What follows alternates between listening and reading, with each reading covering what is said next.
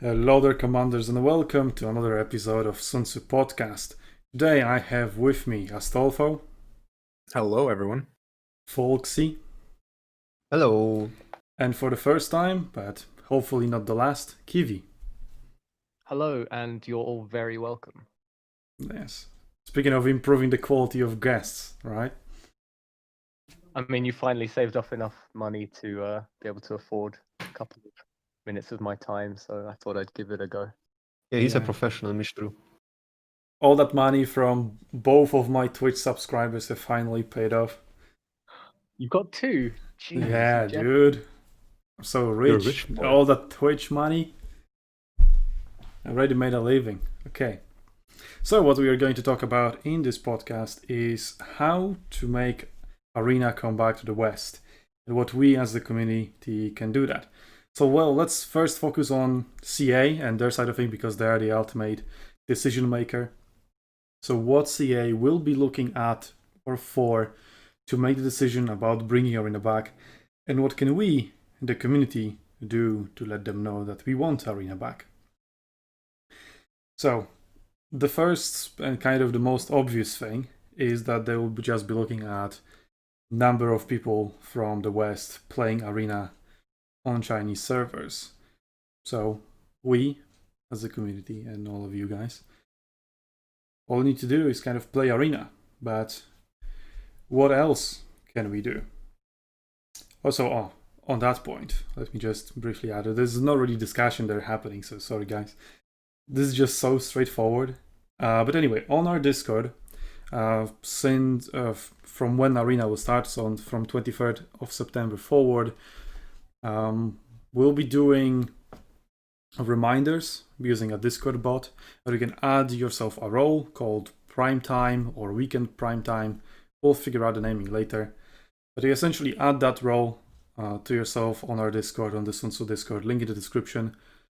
And then the bot will ping you every day or just on the weekends, depending on your selection, when there is prime time to play for Western players, because there is a problem for us from the West, especially for people from America, as Astolfo can relate. We cannot really play with the Chinese players because of the huge time difference. Astolfo, what has been your experience with that so far? Well, during the tests, I had to be up at I think the hours were between 2 a.m. and 7 a.m. So I was only able to do it on the weekends. And even then, it was reduced time because obviously, Americans tend to work Monday through Friday. And even if you don't, you're probably not going to stay up until 2 a.m. to play, 3 hours or whatever. Yeah, and you're from the West Coast, right? I am from the West Coast. Yeah, so for the East Coast, it's 3 hours, I guess, better, right? Because if you started at 2 a.m., then the East Coast, would start at 5 a.m., but it's still extremely, extremely early. For Europe, it was a little bit better because it was, I think it's starting at 11 a.m., and then obviously up to 4 p.m., I think it was, 4 or 3 p.m., depending on the test. So it wasn't that bad for Europe, but it obviously isn't ideal either because people are in school, at work, etc., etc. So yeah, definitely not ideal, but this test is supposed to be 24/7. So as also with my experience as a tournament organizer or just event organizer, whenever I am organizing an event that is for both Europe and America, really the only option is European evening plus American morning, because the other alternative is American evening, and then for European it's in the middle of the night. So yeah, I think the best it will be just to stick to the European prime time, especially since we've observed that the European Total War Arena player base is much bigger than the North American one, or just American in general, both continents. So yeah, it just makes sense because Europe has a bigger player base, plus just time zones are better suited for Europe. So we'll be doing those pings in European prime time, and then Americans can join us in their early morning. So if you were to go by European prime time, which starts 5 p.m. Or 6 p.m. depending on who you ask for the definition, what time it will be in America? -6 to 9 hours depending on the coast. So yeah, either 9 a.m. or 12 p.m. Not that bad, right? I mean, if you're working or at school. I mean, it depends, right? On the weekends, it's doable. During the week, like even if you have a part-time job, you're kind of screwed. Yeah, I mean, if the Americans were to play in their prime time, so their 6 p.m. ish, then that in China would be, so there's 6 to 9 hours of difference between America and Europe, or the CST, and then from CST we have 6 hours of difference to China, 7. Well, anyway, so it's between 12 to 15 hours of difference. So your prime time is early China morning. I'm calculating that correctly. I mean, it sounds pretty close. When I Yeah. was in Thailand, I think that was about the difference. Just let me do the math. So, yeah. Oh no, that not that early morning. So it would be around noon for Chinese. So, I mean, that's also not their prime time, obviously, but it's not that bad. So Americans who want to play in the prime time, they will just mostly play with Chinese because Europeans at that point are just mostly asleep. So if we as a Western community want to play together during one prime time, it is the European prime time, which Americans can more or less join. But for those Americans that cannot, your prime time, the American prime time, is also good enough because you'll be paired up with Chinese players. So yeah, we can set up both American and European prime time reminders. And you can just assign yourself a role on our Discord for very convenient reminders like, hey, now is the best time for you to play the low arena because the estimated queue times will be the lowest. Right? Because that can also be an issue with 24/7 global population when we are in the neglected regions, let's call them that. But enough of the time zone math. I'm sure it's not a topic for everybody. So let's move on to the more spicy topic, which is going to be engagement of the Western players with Total War Arena content. That is another thing that CA will be looking into. Because essentially, the more popular the game is in the West, the more likely CA will be to notice that. Be like, hey, well, there still is a huge interest, there still is a huge fan base of Total War Arena in the West. So if we were to bring back Arena to the West, then that fan base can, drive the momentum of the game, create content. I mean, continue to create content because we already are. See, they can already read the comments from the Western players, what they think of what they're doing in China, how do they like the new game mode, etc., etc. They can gauge that way how much the Western audience would be actually interested in their game. Because last time around, apparently it wasn't interested enough. So we somehow need to prove to them that it has improved, which is going to be a very difficult task. But to that extent, to achieve that goal, we as SUNTZU streaming community, SUNTZU Academy, well, that's whatever you want, I guess. Depends on the context. We are preparing quite a lot to improve. So our content in general will be better. Let's start with Twitch. We have created a new account called SUNTZU Academy to match the name of our YouTube channel. And both Kiwi, Fox, God, Astolfa as well, and a lot of other SUNTZU streamers have essentially joined forces to stream on one single channel, because it's much better to have one single big channel that can stream pretty much every single day than 9, 10, 11 smaller channels that can stream once a week. So, Kiwi Foxy, are you looking forward to stream on that SUNTZU Academy channel? Oh yeah, sure, definitely, man. I'm It's looking always forward fun. to hearing the content. Kiwi? Definitely. Sorry. I said looking forward to varying the content a little bit, because right now we have gameplay and we have occasional casting and tournaments. But when we kind of come together, it's a lot easier to do collaborative things and a little bit more community-driven things, and I think that in general is going to be really important for the survival of the European and or rather the Western-speaking arena player base. Yeah, it also will be much easier to grow the channel, and it will also be a very accurate gauge of how popular Arena gets, because there is no prior following to the channel. That channel right now has 0 followers, so everything we gain is just through the Chinese version of Arena. Although maybe we'll stream some other games, but that will be anyway like a minuscule factor in growing the channel.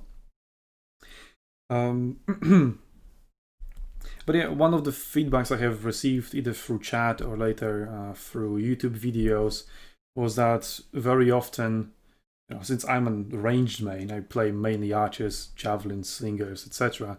Although since the new meta, I kind of switched away from that and started playing more cavalry. But that's beyond the point. Like, I tend to stick to the unit types I know and I like to play, right? So then there's feedback, oh, Mistral, why aren't you playing this, and this, and this? Why aren't you playing literally everything apart from archers? Right? So to that end, it will also help, because Fog's got obviously a Falx main.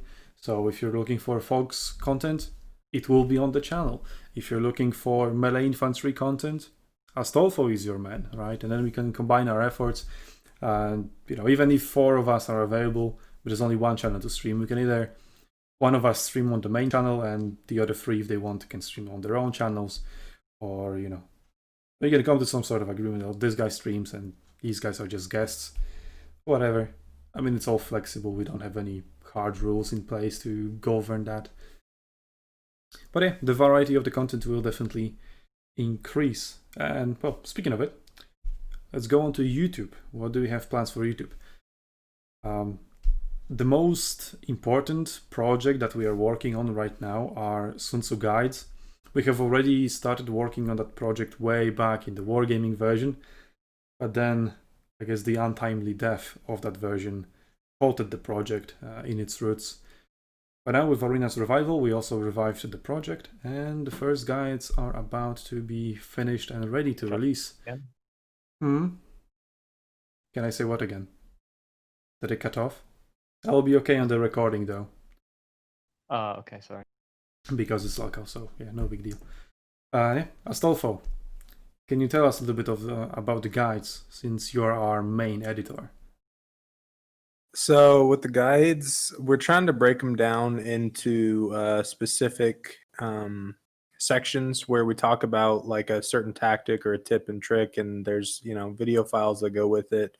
And we've been searching through all of our Chinese version files to find the best things that match it. On top of that, it'll have some new graphics that weren't in it before, and hopefully it all just flows really well together. I think it's coming along pretty good. Yeah, I mean, I wrote the guides so far, and we will have all the SUNTZU members, well, not all of them, but we made sure that every single guide is written by an actual expert in the field. So it's not like I'm writing all of them, because I am unable to write, for example, a compelling cavalry guide. I'm just an average cavalry player, but I'm pretty good ranged player. So I'll be mainly working on the ranged guys. So slingers, archers, javelinmen, and all the commanders that are connected to it. So obviously Kanane and Ambiorix. And I will be also working on the map guides. And yeah, for example, Fog's got here will write Fog's guide, obviously. And I think you got Vercingetorix, or Boudica. Or did we leave Boudica? I think Boudica is Comrade Axel. But anyway, that's still quite far away in the schedule. Yeah, maybe. You don't even know what guide you're writing, right? Yeah, because it's like I can write on pretty much anything that's like melee or like game mechanics or like weird combinations of commanders and units and stuff. So yeah, well, so far we've got Astolfo for that, but yeah, we're still flexible for that. But we do have at least one expert in each field. Sometimes we have 2 or 3 even to work on one single guide, to combine their efforts and make sure that the quality is actually as best as it can get. And also another thing that I was trying to focus on in the guides is that, as SUNTZU said, there are limitless combinations of forces and how you can command them. And that results in an unlimited amount, an infinite amount of different situations on the battlefield. So therefore, not a single battle is the same as any other. So there's really no point for us to describe, okay, if this is the situation, you do this, in this situation, you do this situation, you do this, because there will be thousands of situations. The guides would be 5 hours long. So obviously not ideal. So what we try to focus on is the principles behind the decision making. So if you can understand those, then you will be able to make your own decisions based on that knowledge, rather than trying to remind, oh fuck, 3 units approaching here, 2 units from behind, okay, 2 speeds protecting me, what do I do? What was the guide? Oh, it was at 2 hours, 30 minutes timestamp. Oh, I'm dead. You know? So yeah, that's what we are focusing on, since Total War Arena is a very complex game. So yeah, we hope you'll like it, and we'll try our best to do that. Plan is to release 1 guide every week. But well, we'll see if we can keep up the tempo. If not, please forgive us. We are just a small group of fans who are doing it as a hobby. So yeah, please be gentle with us, let's say. And as for other YouTube content, I have myself been preparing battle commentaries, where I go into a replay and commentate on a battle, and usually I tie it to a topic. Either it is about advice, for example, I have prepared, also tying to the archer guide that we are about to release, like how to keep your archers alive, how to deal friendly fire, obviously.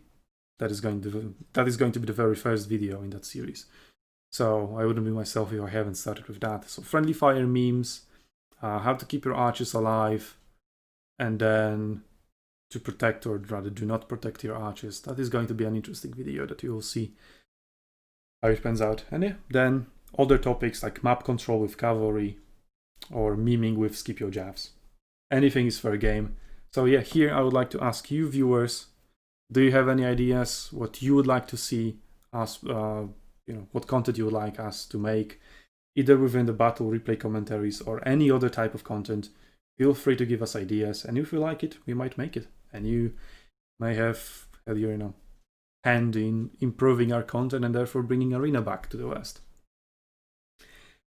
But yeah, let's move on to another topic, quite connected to the podcast as well. We are going to open our subreddit. It will be called SUNTZU Academy, with an underscore, obviously, so SUNTZU_Academy, where we will be posting, first on YouTube, I will be posting SUNTZU Podcast highlights. So each singular topic we are talking about here within those podcasts, like for example, how the marketing failed, or just our heavy artillery feedback, or elephant feedback that we had in the previous test. All of that will be chopped down into singular videos, and those will be anywhere between sometimes 3-4 minutes long up to 25-30 minutes long, but it's all singular topic. And then put it on Reddit as a discussion thread, and then you can provide high-level feedback, or you can also provide low-level feedback if that's all you're capable of. But hey, we are not discouraging anybody. Just go on our Reddit, provide some feedback, and then it is much easier to link a Reddit thread or even a YouTube video with comments to developers as a feedback form, rather than a Discord discussion, for example. Because yeah, that's just not going to work, and the developers are not going to bother to scroll through that. But a Reddit thread might just work. And we will be also posting memes and other interesting stuff. Are you guys looking forward to participate in those Reddit discussions? Do you have any ideas maybe for the topics you would like to start? The threads? One of the threads. Go ahead, Kiwi. Oh, yeah, sorry, thanks. I feel like right now, especially in the Western player base, because we're so ingrained into what worked previously and previous metas and things like that, the game has completely changed. Like, completely changed. So I think a lot of content early on is going to be kind of adapting to those new changes, understanding what the new win conditions are. If you play like the old way, you will lose. Simple as that. Understanding these certain time aspects of the games and like the ranking up system. And I think that'll be really important also because CA are still kind of in the middle of developing that stuff. I feel like it's very unfinished. And the more player feedback and the more that we essentially break the game, then the better quality the balancing will be in the future. Yeah, I have myself noticed that as I was watching those replays to make the videos, the battle commentaries that I've been recording. I even made a video just recently. I released it today, I believe. Yeah, it released a few hours ago, which is about. It's literally pretty much the very same situation, but one is happening in the wargaming version, and the other is happening in the Chinese version. And I compare those two situations, like, okay, well, in Arena, those just die, and therefore these consequences are this, and this. But in Chinese version, they don't die, and well, these die. So these guys lose their XP, this guy doesn't lose his HP, he gets to go back and heal, and therefore it snowballs much harder, for example. Or, cavalry, because of that is overpowered, because it has faster access to the healing zone, etc., etc. And also, my feedback and opinion of the game and its balance also constantly evolves as you notice more and more things. For example, recently I started disliking the healing zones and where they're placed because I was thinking about it since the very first test, and I think it's in the very first podcast. I mean, the podcast about the first test. So it's our second podcast episode, I believe. And yeah, right now, my opinion has changed since then, evolved, as I've gathered more and more data. And now I believe that, for example, the healing zones should be placed further back to allow more aggressive play. But maybe as I discover more and more factors, I'll change my opinion back again. And maybe I'll say they should be closer. Well, actually, the reality is that those maps need a complete redesign. Like, they're not designed for that game mode. It's That is also like true. trying to play chess on a football field. That's a terrible analogy. Well, maybe on a checkers board. Well, I mean, no, not even that, because the maps are too big. It means that the game has stopped becoming a 10v10 game and has started to become lots of mini 4v4 games, essentially, because you can't overwhelm one flank, you can't hard push, you can't retreat and then turn. Like, all of these big, very, very effective strategies that we used to see in competitive play are now no longer valid. So we're going to have to try and work out what that is, and the only way to get through to CA would be to start these discussions on Reddit and to make these compelling points, because I feel that at the tail end of the wargaming era of Total War Arena, there was a lot of community feedback and balance changes were made based on things like that, like, watchtowers being removed and certain abilities being buffed and things like that, based on what people were, how they were playing. Yeah, see, I disagree with some of the points you made, or maybe I do not think they're as extreme as you make them to be, because I don't think the game changed that much, like that completely, and it's still a 10v10, but Well, I can give you an example. So okay, let's not dive into it. Anyway, my point is here that I would like to get into that discussion with you on Reddit instead of here on the podcast, and that is going to evolve into an interesting thread. Foxy, did you want to add anything? Or did you just kind of muted and unmuted yourself?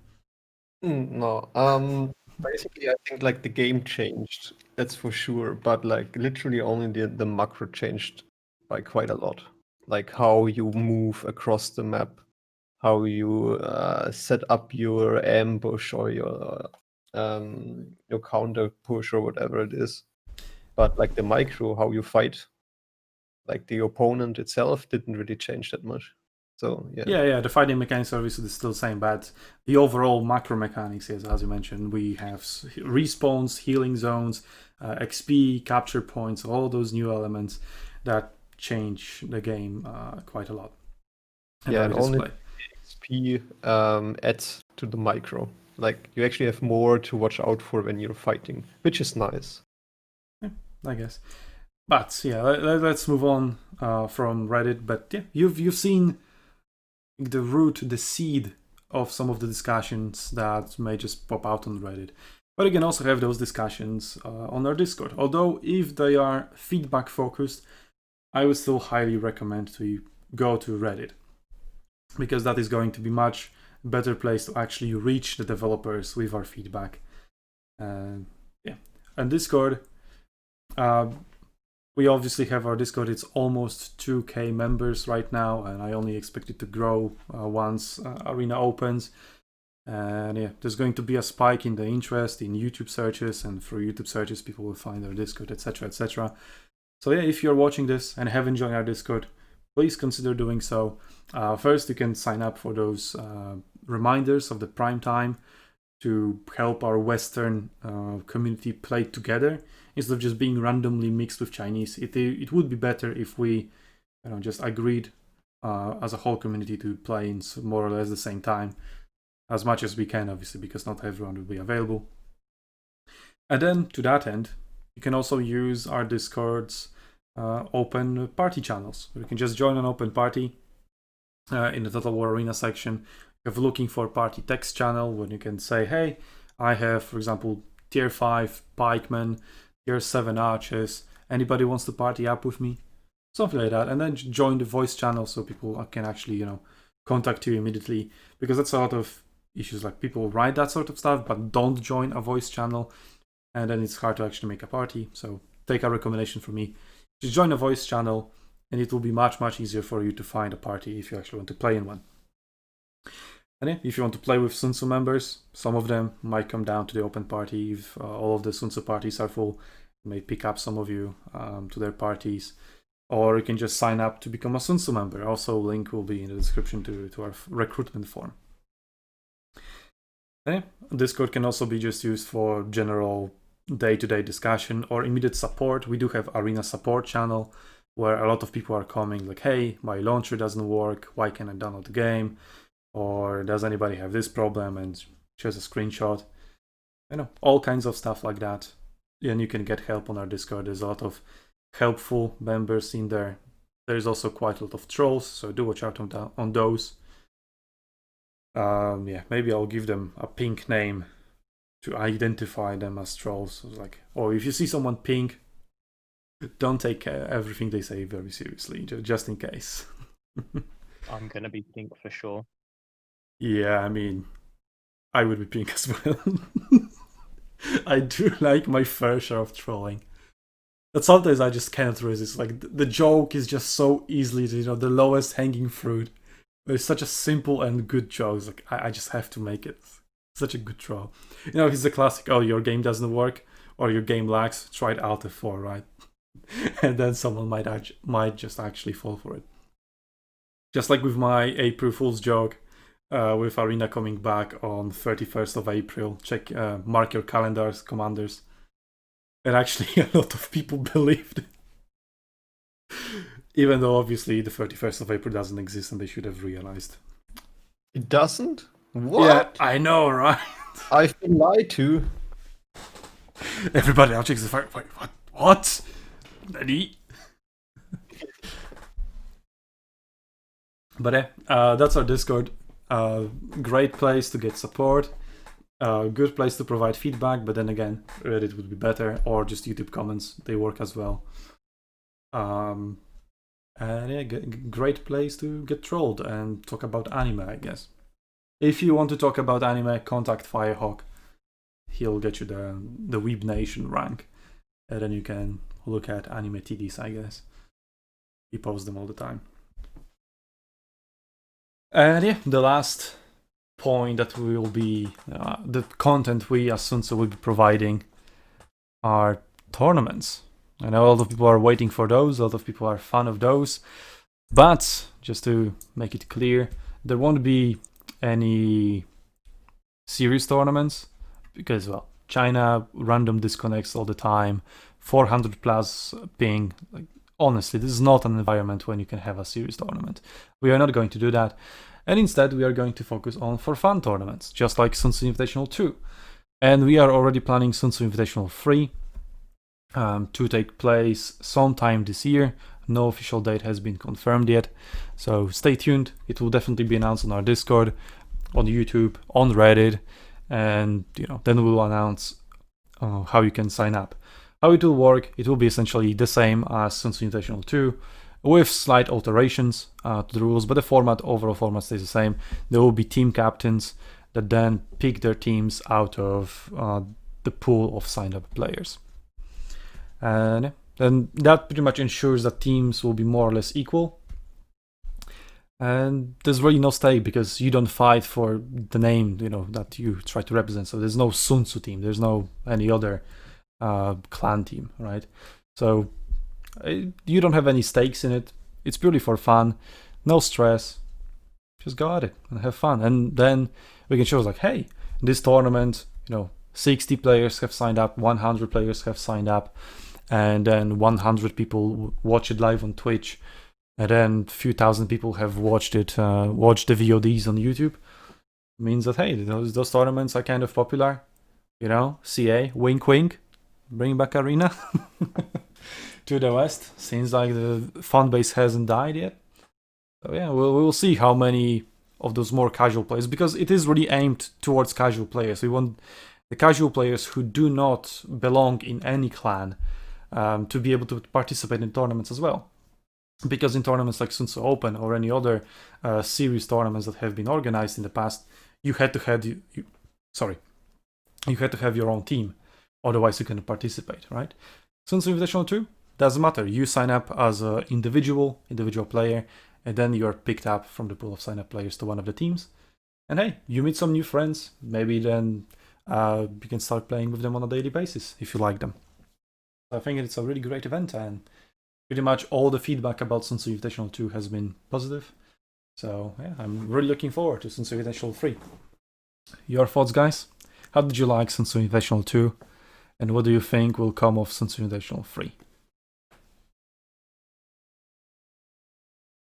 Well, first of all, you said it's just for fun and it's going to be relaxed. That sounds like the talk of somebody who's going to lose, to be honest. So Yes, that's I mean, I will be commentating, so I already won.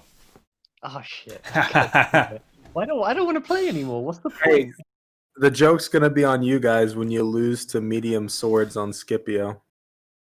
Oh god, so OP, so OP. Oh yeah, actually the main channel on our Discord is now called Banter, and it was called Banter because of the tournaments. We really should just change the name to Banter so that people can talk shit to each other before the tournament. I think it's going to be fun. It's definitely going to showcase, actually quite a few times new upcoming players have been drafted into bigger teams directly as a result of the SUNTZU Invitational. They've been some no-name scrub that's joined and ended up performing really well, and because if he performs really well, don't call him a scrub, Sorry, what did you say? Don't call him a scrub if he performed really well.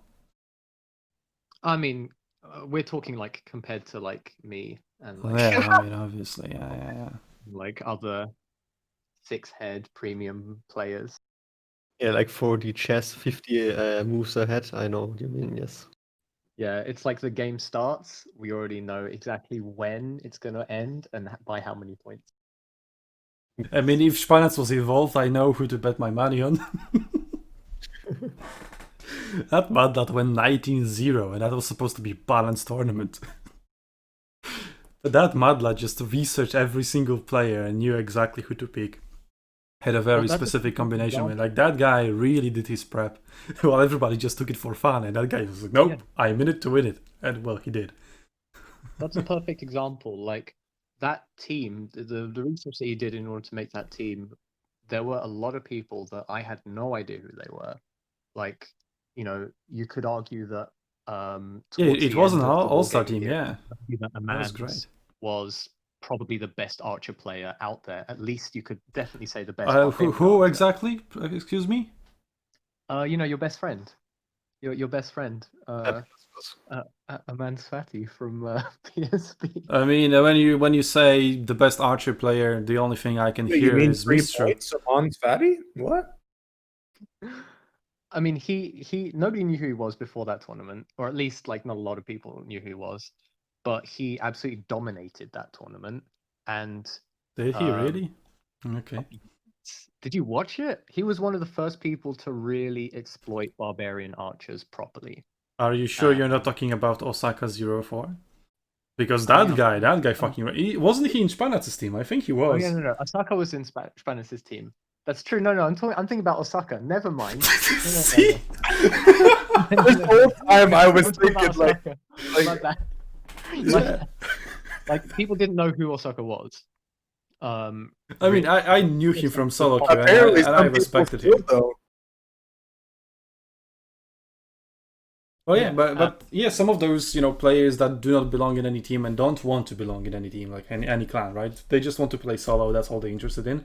Like Osaka, for example, that was a perfect opportunity for him to show off his skill, like in front of a larger audience. And then when people see him in solo queue, they oh, that's that guy that is really good at archers. Oh shit, he's in the enemy team. And I'm dead. Yes. Yeah, I mean, Foxy doesn't have any scary. shields or That's armor, the so hard- yeah. Yes. Well, that- I have naked skin and a fucking fox in my hands. Hey, it's okay. I'll use you as a meat shield. Yeah, you can always just deflect them in the flight with your Oh, style. yeah, true. Yeah, I can just charge them and somehow they like get blocked. I mean, what is it? Hellenic Cataphracts, they don't have a shield and they have 100% missile block. Yeah. Like, their armor and their helmet is just made of force field. And they just, push away the arrows Jedi style. No problem. So, well, that's the teaser for the tournament. A little bit of the banter that may come with it. And, Sorry, Mr. Oh, have you drama. mentioned how many teams there are going to be? in SUNTZU Invitational 3, Yes.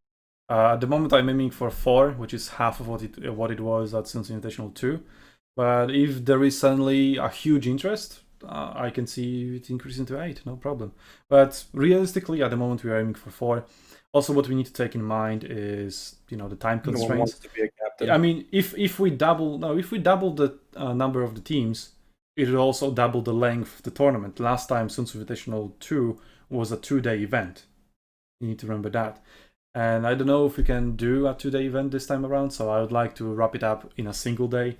So 4 teams, maybe, more feasible. And also, like SUNTZU Invitational 2, it featured the group phase. So I also want to repeat it for this one. Because if you just do single elimination, let's say we have 8 teams and you do single elimination bracket to fit within 1 day, then half of the players just stop playing after the first match, which isn't ideal, right? If we want this to be for fun, we want everybody to play more or less the same amount of matches. If it's single elimination, it's also easier to team tailor to beat other teams. Yeah, therefore group stage is much better. And then everybody fights everybody gets to have fun and play the equal amount of matches. I mean, I have a few ideas on the format. I think I know how I want this tournament to play out. But it's all still very much in the air, to be decided. We'll see about the time constraints, availability of team captains and casters. Hey, maybe you guys will see all that 10. stuff. See what? Maybe you guys will see 10 Arminiuses again. Who knows? Well, I doubt it will be 10v10. First of all, there's still no observer spots, so at max 9v9. 9, I guess. Well, we'll see about the team size. It all really depends on how many people sign up. So yeah, we'll try our best to promote it as much as possible to reach the biggest audience. But yeah, well, I still know there's a lot of people who are just, well, I still really like Arena, but I don't want to play the Chinese version because, well, I feel betrayed by CA, or I don't want to go through the entire registration thing. I don't want to I don't want China to spy on me or something. People have all sorts of excuses, and some of them are more valid than others, but it's understandable. And also, if they don't play, which is the first thing that CA will be looking at, how many Western players are still playing the Chinese version, right?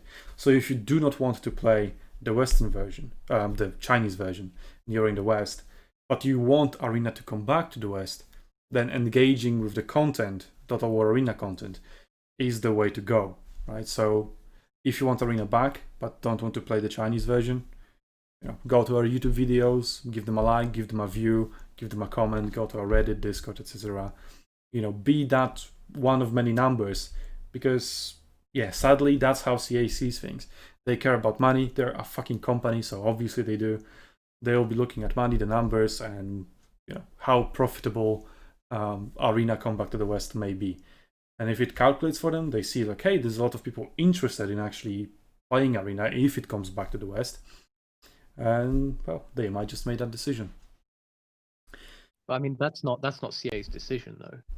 That's NetEase's decision. Because NetEase is just a publisher. No, NetEase is just a publisher in China, and that's the end of the deal for them. If CA wants to publish the Arena in the West, they either publish it themselves. Well, they still have Sega, right?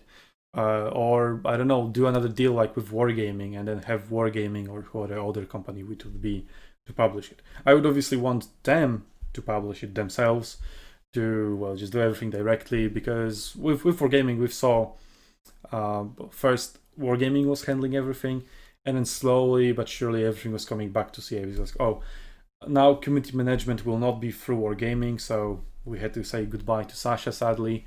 And then Josh took over, right, because he was already the developer communication, so it was much easier for him to direct feedback directly from the players to the developers, rather than going through one more person through Wargaming, or even more people through Wargaming, and then only reaching CA.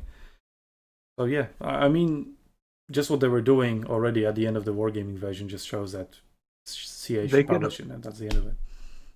Mustafa? They could also release it through NetEase, because I know NetEase got a Montreal studio, I'm pretty sure. Well, that's just some business details and shenanigans that I don't think we should dive into, really.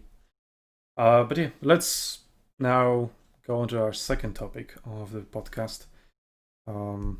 So once Arena actually comes back, what CA needs to do to make Arena a success? Because obviously if Arena fails again, it is never going to get back up. Like, third time's the charm, right? I don't think they're gonna kill it and then revive it for the fourth round. So yeah, what CA needs to do to make Arena succeed in the West once it comes back, or if it comes back, if you want to be more pessimistic. So well, let's start with marketing. What are your guys' takes on that topic? They just have to do it. Exactly. Yeah, well, yeah, first of all, they have to actually start promoting. Marketing. Yes. Kiwi? No, I was literally saying exactly what Falcon was saying. They need to do something. Because literally anything, yes, get it. They're not publishers. They don't have a marketing budget for Total War Arena. That's not in their purview. But at least if they're not willing to put money, then they need to support the people who are willing to do it on their behalf for free. So things like being open with like assets, so that content creators can use their assets as much as possible, and releasing patch notes, and then doing the developer streams that they used to do. And these things I think were really effective in getting some community engagement. And also, as that really important point that you mentioned before, Mr., about that large population of people that kind of have one reason or another to not come back to the Chinese version, I feel like this would give them a lot of hope if they can see that actually CA are taking this really, really seriously, and it is going to go somewhere regardless of what happens. And they're absolutely, both CA and NetEase are absolutely behind it 100%. I have a suggestion as well. Obviously, they said do something, which they need to do this time. But realistically, any game that wants to survive on PC has to come to Steam. Like, I mean, there are games that can get away with it, like Blizzard games, but that, you know, those are the exceptions to the rule, right? Like Blizzard only allows them on their app, and they have huge marketing pushes everywhere. Yeah. I mean, for a long time, there was on every YouTube video and every Twitch stream and even on TV, they had, you know, the Battle for Azeroth push for like a World of Warcraft. And I'm not expecting something like that, right? But like bare minimum, you got to get the game on Steam. I know Steam, they might have changed it now. It used to be that they take like 30% of your transactions, but like, I mean, you're literally just like throwing away hundreds of thousands of users by not using that platform. And you could say, well, let's go through Epic. There's a ton of Steam users that refuse to use Epic. I don't like using Epic because it doesn't have the same customization Steam does. I don't mind giving my money to Epic. I don't mind at all. The issue is like I can customize my profile extensively and make it exactly how I want on Steam, right? Like it's very noticeable that it's me, and you can differentiate me from other people on Steam because of it. And then on Epic, you're just a name with some numbers after it. Yeah, Well, well, I've got on some Epic bad just news for pisses you, me buddy. off. The launcher just keeps popping up notifications, even though I never sign up for any notifications. Like, hey, try this game, try this game. Fuck off, I never sign up for this. And well, the launcher, yeah, just changing the language of the game when I got Troy was kind of difficult, and it launched in Polish instead of English. So yeah, it was all weird, but well, that's beyond the point. Let's not talk about Epic. Well, CA have a deal with Epic, though, don't they? Yeah, exactly, as I mentioned with Troy. But going back to what you, Kiwi, said in your argument, you know, CA taking things seriously. I mean, if they take things seriously, they have to put money in it. That's first of all, right? Obviously. There's only so far you can go with just supporting your content creators. That's only one part of the marketing campaign. You cannot base your entire marketing campaign just on that.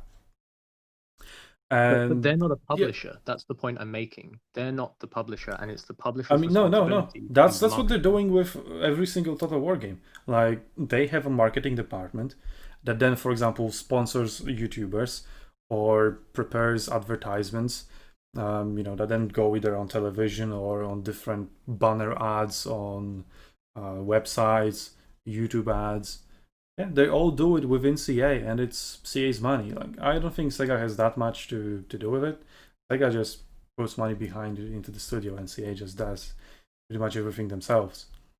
But then at that point, you're asking CA to self-publish, essentially. Yes. Because a large responsibility, in fact, the main responsibility of a publisher is... I mean, that's what they did when the game was on Steam. There was no wargaming behind because it it. was self-published. Yeah, and everybody seemed to, you know, like the old golden Steam days. I mean, many people just feel nostalgia towards that time and then forget just how actually, you know, bad and unpolished that version was. But yeah, there is definitely a large amount of nostalgia. Oh, I remember on Steam, that was better. I mean, it's true for heavy artillery, but that's beyond the point. Anyway, going back to, you know, all the YouTubers thing.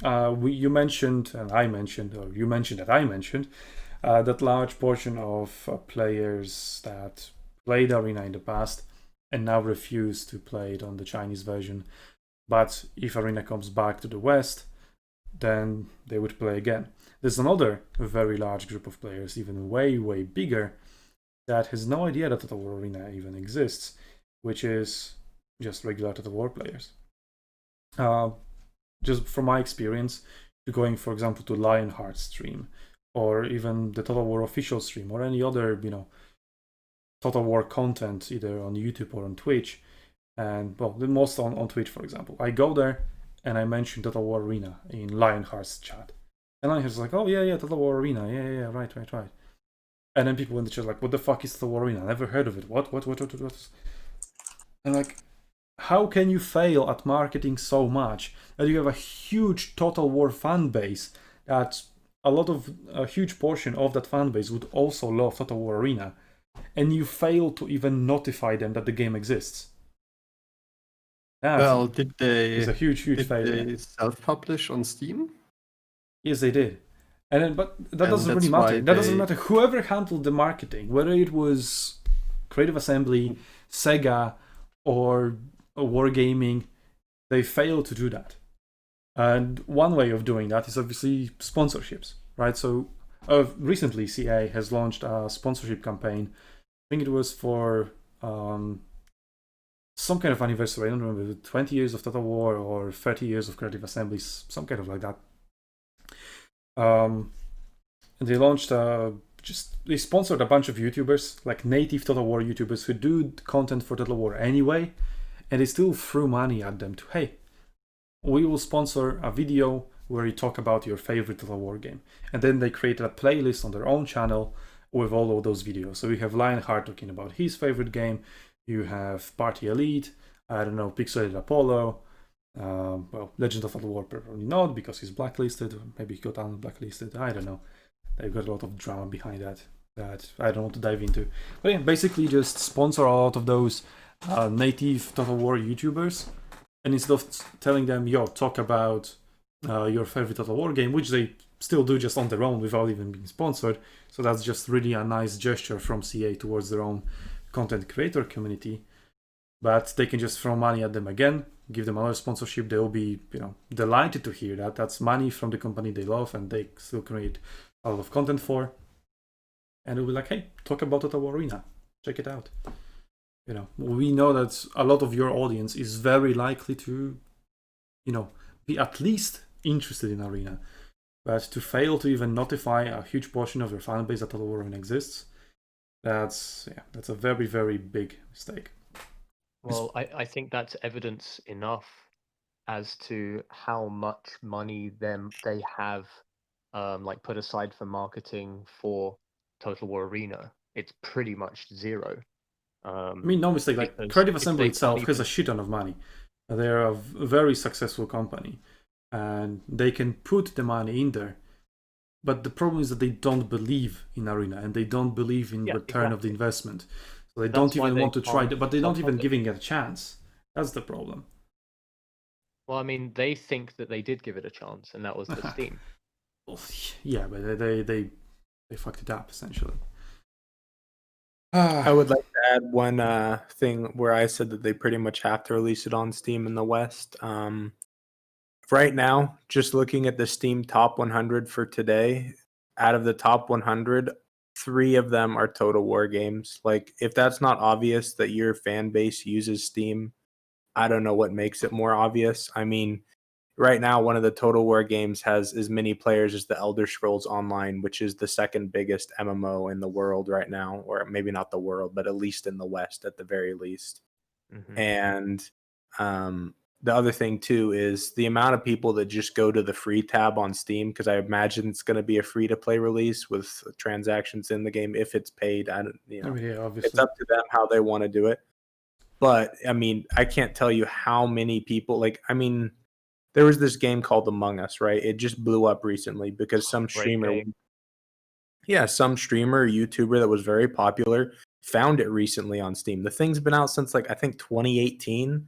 And it just got found on Steam, and now it's the top. It's literally placed number 3. It is as many players as Dota 2 and Tom Clancy's Rainbow Six Siege. So you really need to either, get someone to notice the game either through Steam or maybe reach out to a large content creator that does something in the related field or something. I don't know how they can do it. Obviously, I don't think you should spend the money on TV commercials and stuff. And, how much money you have to spend is really based on who's publishing it and what their budget is, if they have a budget. But at the bare minimum, guys, a Western release is synonymous with Steam. It just is. There's no way around it. Yeah, I mean, beyond the point. I know. Remember one thing. Obviously, that's idea comes from Darren, actually. Darren of the War Republic of Play, also a former employee of Creative Assembly. When I talked to him about Total War Arena on one of his streams and also on his Discord, he presented an idea that also is kind of obvious, right? It just goes towards letting Total War Arena, Total War players, Total War fan base, which, as you mentioned, based on Steam stats, is absolutely huge. As I said, Creative Assembly absolutely has the money. It's a very successful company. So they just need to believe and actually, give Total War Arena a fair shot instead of constantly underfunding it.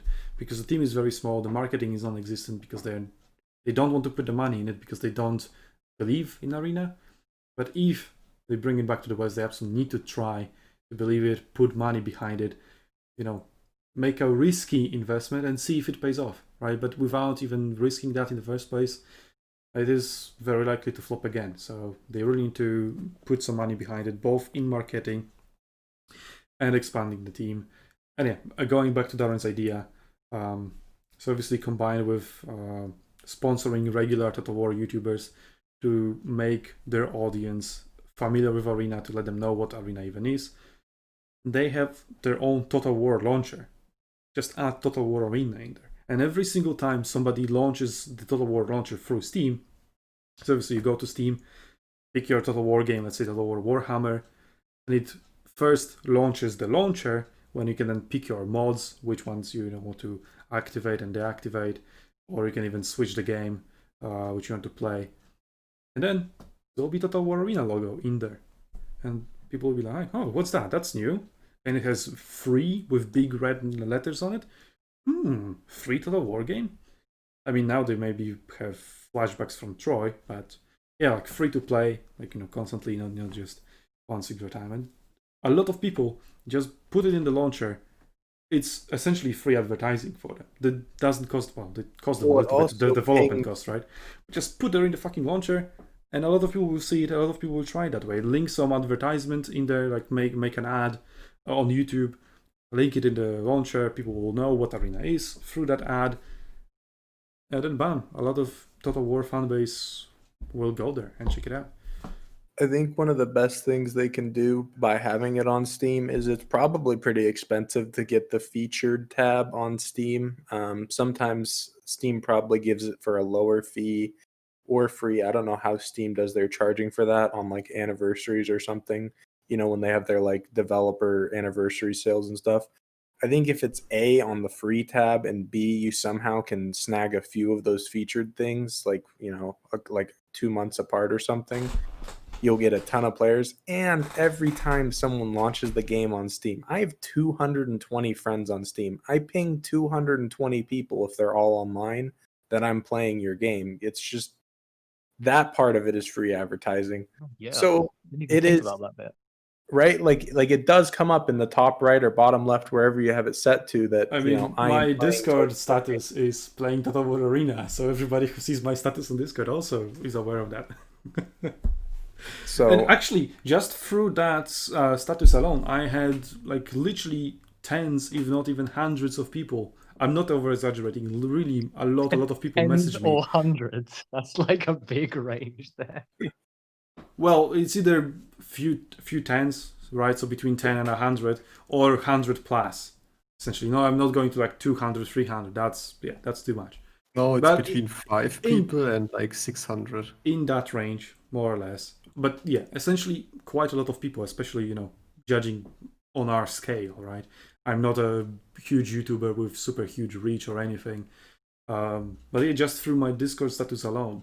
For example, I am on Conqueror's Blade Discord, and I had multiple Conqueror's Blade players seeing my status, because I'm listed there as content creator, right? So I'm always towards the top of the player list. So they see me, right? Because they just go to Conqueror's Blade Discord, and they glimpse to the right, like, wait, this guy's playing Total War Arena? I like Total War, but never heard of Total War Arena. I'm gonna message him. And I did have like a lot of people from Conqueror's Blade Discord or any other Discord that I'm in just messaging me and asking me about Total War Arena. I was like, hey, I'm glad you asked. Total War Arena is that awesome game that is right now dead. I can also like, hey, check out this video. I talk about their like when Arena is going to be available and how to play it. All the information you need to start playing Total War Arena is in this one video. Okay? And that's it. And maybe some of them will check it out. I mean, they already went to the extent of messaging me directly, so it definitely shows they're interested. So yeah, multiply that times few thousand, like Astolfo, right? People who play Total War Arena on Steam, and then it pops up that somebody's playing Total War Arena. And yeah, it will spread again. The other thing too that I wanted to mention was that if you guys really don't have the budget or you can't release the game as a full release in the West, I think it would be an awesome gesture that if it is successful in the East and you do make a lot of money from it, maybe just throw up a couple servers in Europe or and America, preferably both. I mean, Western release equals Western servers. Like, I don't see any other option really. I mean, well, NetEase has global presence, so like they could have like a couple servers, right? And it would actually help us ping wise a ton. And your servers, if they're the same as they used to be, you played globally anyway. It's just you got immensely better ping because it went to your server first before to the mega server. So I think like if you guys could even pull that off, that would be great. But yeah, I don't know. Balls in their hands. Yeah, Yeah, so I think if it does do well in okay. China, then maybe the CA marketing team will actually wake up and decide to self-publish on Steam. And given how integral Steam is to the current Total War economy, then you could almost consider the folding of Wargaming as the publisher of Total War Arena as almost a little bit of a blessing in disguise, because Total War Wargaming did have global publication rights, which meant that there was no way it was ever going to go on Steam, which meant that it was always going to be a kind of fringe whatever game. But now that we have this Chinese release with limited publishing rights, if I'm to understand correctly, Mr. yeah, they then have rights to China only, as far as I'm aware. okay, well that's actually really good news. I mean, I don't obviously know on the details Steam, it of the would be deal, right? great. But that's what they've announced. That NetEase is going to publish it in China, and then they also, in the very same news article, they said that, there are no plans to release Total War Arena in the West, but they will be monitoring closely how it does in China and what the interest of the Western audience is in Arena, and then based on that, they may make decision to publish Total War Arena in the West. But whether it will be under NetEase, or it will be themselves, or through another different deal, they didn't specify. Unless I didn't read correctly or just misremember something. But yeah, the NetEase thing, right? NetEase, the deal with NetEase came through Three Kingdoms because they wanted to publish Three Kingdoms in China, and that's just the law in China that you cannot publish the game in China yourself. You have to do it for a Chinese company. Only Chinese companies can publish games in China. So they made a deal with NetEase. Like, hey, NetEase, you're publishing Three Kingdoms in China, but obviously CA publishes Three Kingdoms all over the world through Steam themselves. And NetEase has rights to China only. And part of the deal, or extension of the deal, was to an extension of the deal later on was to publish Arena and Total War Elysium in China as well. But Elysium, again, is published globally by themselves, CA by themselves. They publish it on Android. And I don't know if they publish it on Steam right now, but there is a Steam version that you can play. But I don't know if it's available publicly yet. It may be still in development. But either way, all of that just outside of China is still published by CA. NetEase has nothing to do with it. So I don't think it would be a different case with Arena. I don't think NetEase has an issue with publishing on Steam either, because I actually made a few mods for Three Kingdoms Total War, and I had a bunch of Chinese players ask me to make more mods, and they played it through Steam. So I don't know if it's their own launcher or if NetEase published it through Steam in China. Yeah, there or is, if it's another Chinese way Steam, which is its own story. Yeah, so I mean, I think NetEase is willing to publish through Steam even if they were the Western publishers. Yeah, I'd be down for that. I would definitely support that as long as, they get the monetization right. Because Yeah. bear in mind, one advantage of having CA self-publish and NetEase publish in China is that NetEase can do the, I don't know if this is just a stereotype, but, hardcore grinding, microtransactions, bullshit that Chinese people really like and Westerners don't.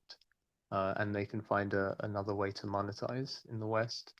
So, there's that advantage of flexibility if CA publishes themselves.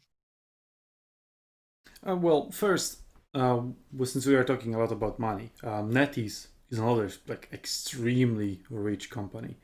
Like we're talking one of the top companies in China, like rivaling Tencent. So they're not not at Tencent level, but they are still extremely filthy rich. And they are willing to put money behind Arena, or hopefully they are. Looking at so far what they're doing in China, it seems like they're doing a fair bit of marketing in there. I don't know exactly to what extent because I don't have any connection to China whatsoever, so it's really hard to tell. But from the glimpses we get into what's happening in there, it seems as if NetEase actually believes in the project, unlike CA, sadly, and tries to make it a success through a successful marketing. There is a counter actually on their website. If you go to arena.163.com, you see a counter on the main website, which I think just counts the amount of players who have signed up for the closed beta, which at the moment is already I think over 250,000. So holy shit! yeah, really? It's quite a decent number. I mean, obviously, I don't really know how it compares to wargaming and arena population, and how big it is compared to a regular Chinese release. If it's anything good or pretty bad. I mean, obviously, China has like what 1.5 billion population, probably more at this point. So yeah, I don't really have any comparison to what to compare it to actually gauge whether that number is anything impressive or not. But just the fact that they're willing to display it publicly seems that they're pretty confident it is a good number. Yeah, if NetEase were to publish it in the West, there is a similar situation with Conqueror's Blade, kind of. How it works with Conqueror's Blade is that there is a Chinese company, Booming Games, developing the game, and NetEase publishes it in China only, and then MyCom has the global publishing rights everywhere outside of China. But there is also some Steam release in APAC countries. So like Conqueror's Blade situation is really complicated and all over the place. But anyway, MyCom publishes it here in Europe and Russia and North America. And then they publish it through Steam in APAC and I think South America and Africa. So yeah, it's quite all over the place. But anyway, my point is that there are multiple versions of Conqueror's Blade. So there is the Chinese version, which is, as Kiwi discussed, pay to win, But then when it comes to the MyCom version, the Western version, they change it. So they remove, for example, the thing that I know is absolutely removed. They have epic and legendary doctrines, which are absolutely broken and overpowered and pay to win in China. And in the Western version, they for a very long time didn't exist. And when they finally made its way into the Western release, they have been changed to temper doctrines that you cannot buy and you can only get them as rewards for missions. So it's, they're still kind of broken, but they have been largely toned down. The pay to win element has been completely removed from them, and they are not permanent, they're only temporary, so we cannot make your units super overpowered permanently. That's clever. Yeah, exactly. So this is the same what CA could do. If the Chinese audience is willing to put up with some pay to win bullshit, which we know they are, right? NetEase can do that pay to win bullshit in China, get a lot of money through there, and then that can in turn power even the Western release, which will not be pay to win, and they can monetize the game in different ways. But we'll get to that later. Let's move on to the next subtopic, kind of, which is what I want to see in their further marketing. What they already did actually is the esport event. I really liked it. It was in the early Steam days. I think it was May 2015. It was May 2015 or 2016. Don't remember the exact date. I don't want to calculate it right now. But in the early stages, they just released. They just called it closed beta. I think it went from closed alpha to closed beta, and for the closed beta release, they made the tournament. So they invited a bunch of Total War YouTubers like Lionheart, Alex the Rambler, Warrior of Sparta, Jesse Cox as well, right? Yeah, well, that's what I wanted to say. Like, and also YouTubers, content creators that are not native Total War YouTubers, like Jesse Cox. I don't know who else was there. Don't really remember, but yeah. Me, I was super important at that event. Yeah. Well, I mean, they should have invited me, obviously. Like, hello, CA. I'm still holding a grudge against you, Dogbird, for not inviting me. So just saying, fix your mistake. Next event you organize, you invite me. I'll be the commentator right next to, I don't know, Demon or I don't know, Foreign or Monte Cristo or whoever they're gonna hire associated with ESL. I mean, they're not associated with ESL. Foreign, I don't know. Doesn't really matter. But yeah, it's just a joke. They can still hire me to be analyst or just play there, or not hire, invite me. I can do that shit for free, man. Selling myself, so no. But yeah, essentially, I would like to see that event again. Just host some kind of, Total War Arena is back event. Host a huge tournament of some sorts. Well, not even a huge, just some kind of an event to show your audience that you're serious. And that is also going to be a great tool to showcase, Total War Arena to your trusted Total War Arena fan base. Not Total War, just Total War fan base, right? Do the same shit again. That was a brilliant idea. Just do it again. Just maybe slightly better this time, maybe bigger. Invite all those Lionhearts, Pixelated Apollos, Jackie Fishes, etc., etc. All those biggest Total War YouTubers. Yeah, get them to promote your game, and then continue to have contact with them. Well, we obviously still have contact because they're in the Total War content creator program. But in terms of Total War Arena, right? Keep them interested or keep sponsoring them.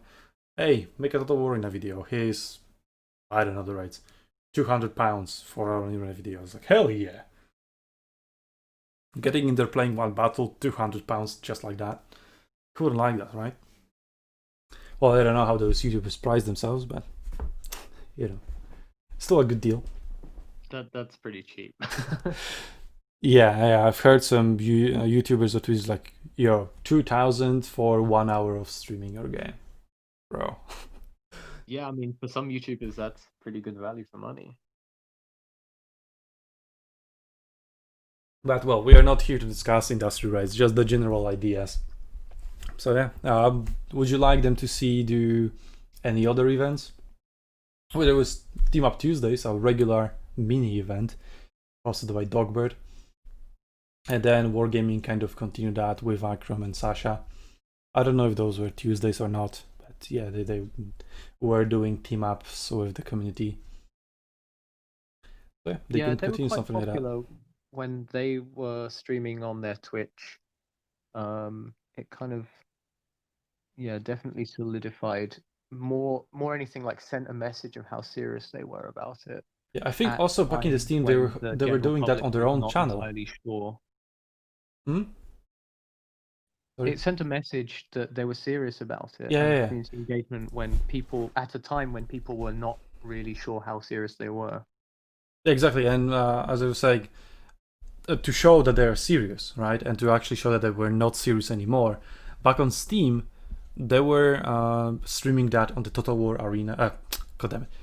It's just coded in my brain. When I say Total War, it immediately follows from my brain with Arena. No, the Total War official channel on Twitch, their main Twitch channel. And then when Wargaming came, they just made a new channel called Total War Arena, which, didn't have that large of a following. And then everybody who follows the Total War official channel on Twitch, which is, well, I have no idea, but definitely way more people than the Total War Arena channel, which had like maybe 5k followers or something. That's really low. And yeah, everybody who has notifications on, they'll see, oh, Total War Official is streaming Total War Arena. First time I heard about it, let me check it out, right? And they had not only Team Up Tuesdays, they also had Play with the Devs, which is essentially Dogbird playing with some other devs, like Dave, like Mechachomp, who else was there? Leif Barrows, the guy who designs the maps. And yeah, we, got to know these people and got to know what they're doing in the team, what they're responsible for, and what they think about what they do. So if Leif Barrows shows up on Steam, or think it's pronounced Live. Sorry. So Live comes in on the stream, and you can talk to him about the maps. Like, hey, I really like your Gergovia design, but I think Marathon fucking sucks. Well, sorry to say that, so don't be offended. Just please fix it. You know. So yeah, that was very interesting to see those streams. And then in the wargaming era, when they kind of gave up on it, I don't know, it just stopped and they just made their own channel. Yeah, it wasn't really good. So there's just, I mean, maybe it was because of the wargaming deal, right? Because wargaming were the publishers, so it was the wargaming people streaming, and wargaming aren't the developers, so they couldn't get the developers on the stream. And CA were only doing their, what was it called? Some kind of war room, I think it was called, where they, usually went through the patch notes and discussed the latest changes or what they're planning to do, which was still pretty good, but it was just once every 2 weeks, I believe. Yeah, not as often as I it think used their to be. Twitch in general. I think their Twitch in general was underutilized in the Wargaming era. So it comes to my brain. In the wargaming era, I think they just underutilized it a lot too. Like, not only did they switch to the smaller channel, but even the smaller channel for Arena was, rarely live. And, it did occasionally host people, which was an awesome gesture for especially streamers that streamed a lot. True. Yeah, it was great to have that, get hosted by that. Hey, bro, I was on the auto host list. Hey, that felt like super proud. Also, I was the first channel they followed. Fuck yeah. And they were even great enough a couple of times to let me stream directly on their platform, like using their stream code, which was also a super nice gesture. What, they did that was really cool of them. But I think that it was just overall underused. They allowed other people to stream on their Total War Arena channel? Just me. Nani? You're using hacks. Nani? That's officially hacks, Gary. As the premier competitive Total War Arena shoutcaster. Yeah, obviously. Weren't that which tournament for them? When was that? It was twice. It was a Russian tournament and then some other tournament. I feel offended for not even being contacted about it. Fuck you, Wargaming. Like I said, premier content. Sure. When they come to me. Obviously, I do not know a single thing about tournaments in Arena. But yeah, moving on. I guess this is the content topic exhausted, unless you... Well, not content, event topic. Do you have any other ideas for events other than streams and ESL events?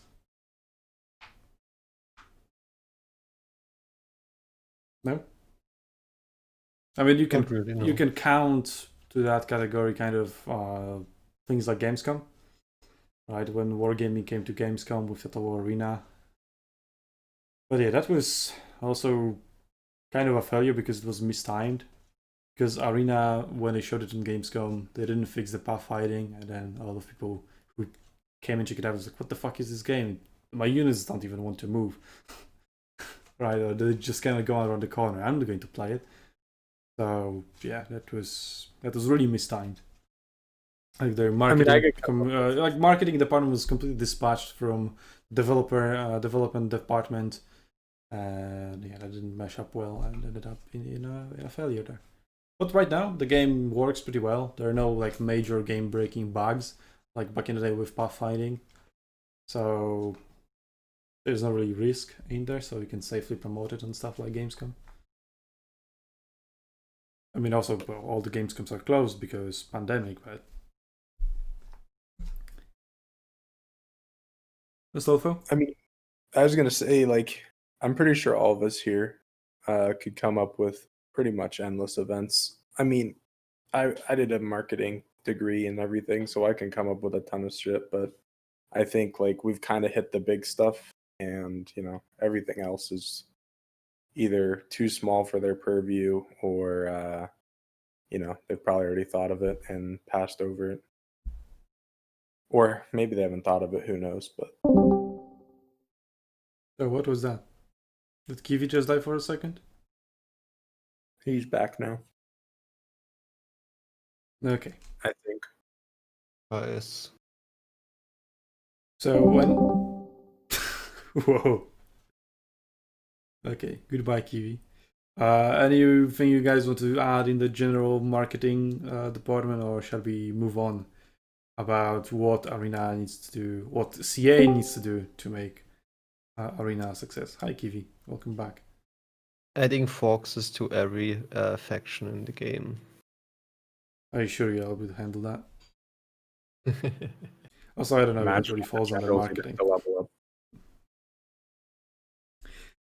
Well, I think we've talked about marketing quite extensively, so yeah, just sponsor your regular YouTubers, Total War YouTubers, reach the audience that you already have. That is a huge conversion rate you have there, and then start reaching out outside. Start sponsoring YouTubers, Twitch streamers outside of the Total War community within similar genres that stream other free-to-play games, other strategy games.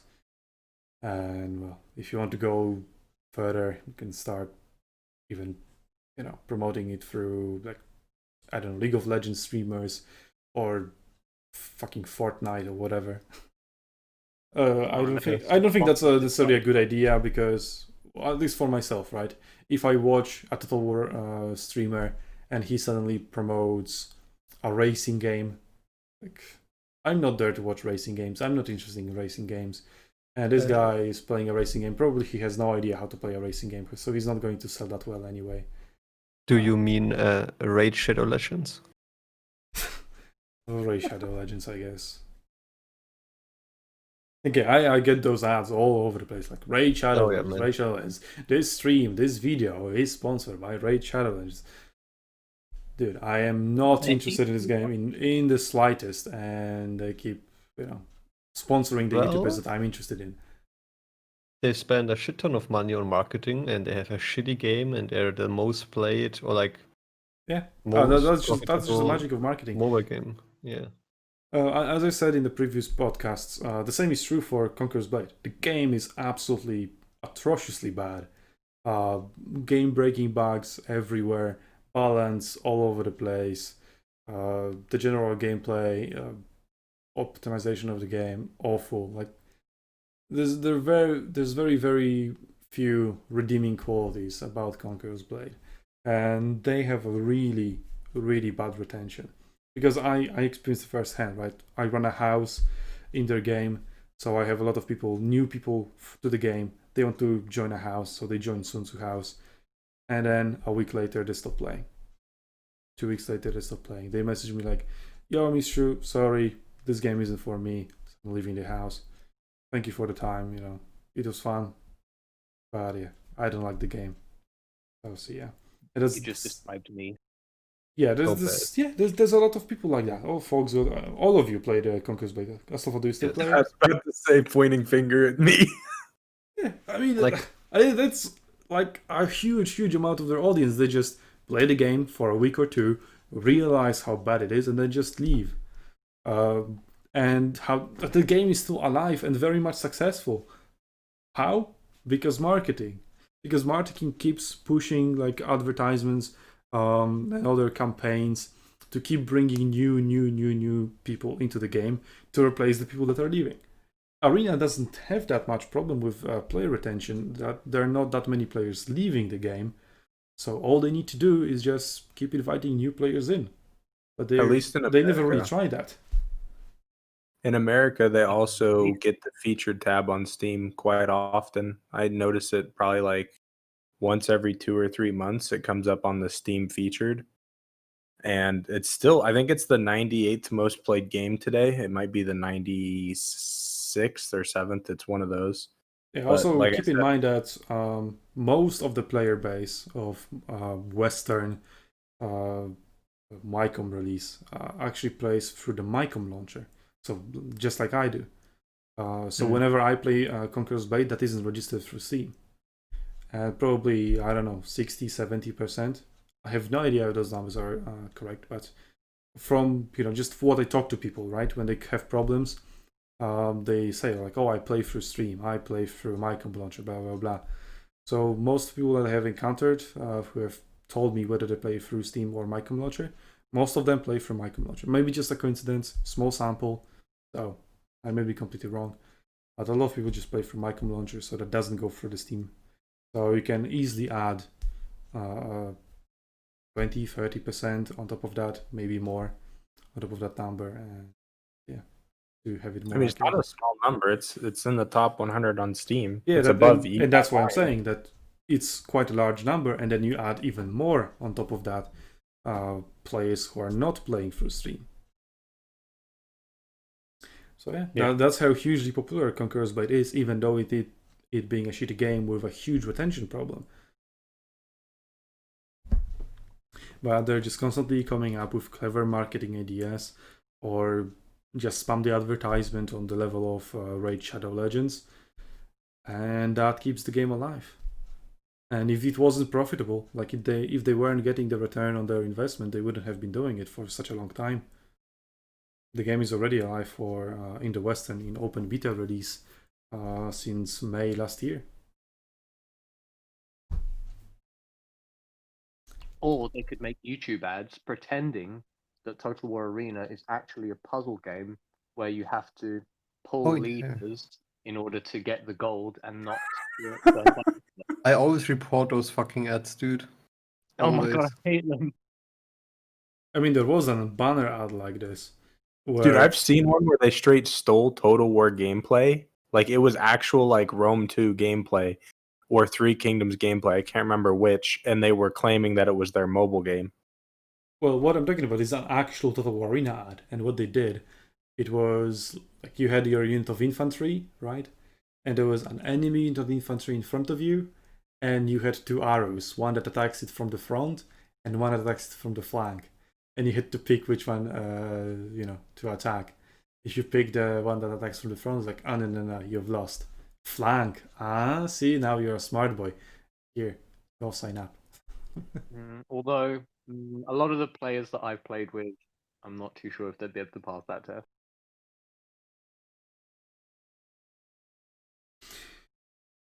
Well, okay, let's move on to the other point. I think we've really exhausted the marketing point. But yeah, it just shows that successful marketing is really important. And that is something that CA neglected the most in the past two attempts, the Steam attempt and the Wargaming attempt. So yeah, please get it right this time around. And you have a great product to sell, but just sell it instead of just hiding. Because we had, all that evidence that Arena kind of, like, Creative Assembly shying away. They didn't want to admit that Total War Arena exists. They made a new separate channel for it. They didn't feature it on the launcher. They didn't notify the overall Total War community that Total War Arena exists. It's like, oh yeah, Total War Arena is there, but you don't have to try that. It's fine. It's like, why? Why are you so shy about your product? I still have a ton of people on my friends list from Steam that I met on Arena during the Steam days, and they never played it after the Steam days because they just never knew it existed.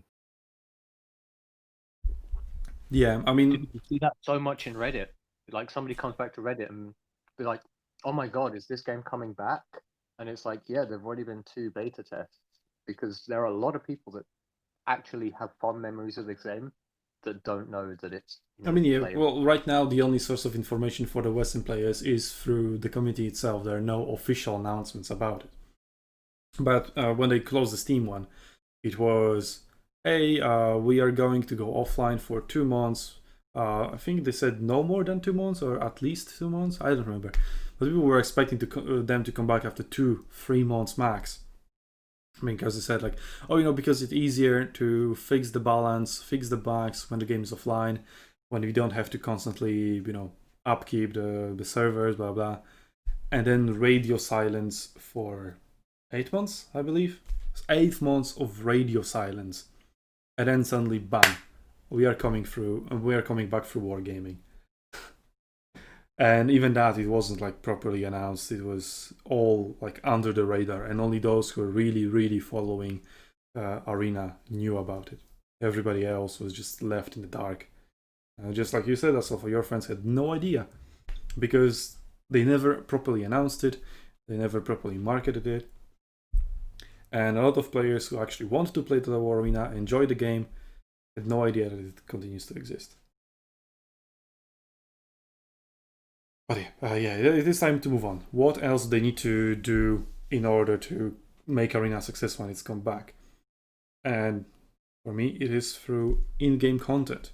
One thing that I have observed, for example, through World of Warships, which has a different problem than Conqueror's Blade.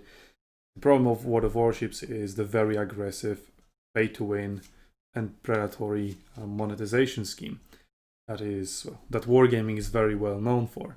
Like everybody who plays wargaming games pretty much agrees that their monetization model is not very customer friendly. Let's call it that way.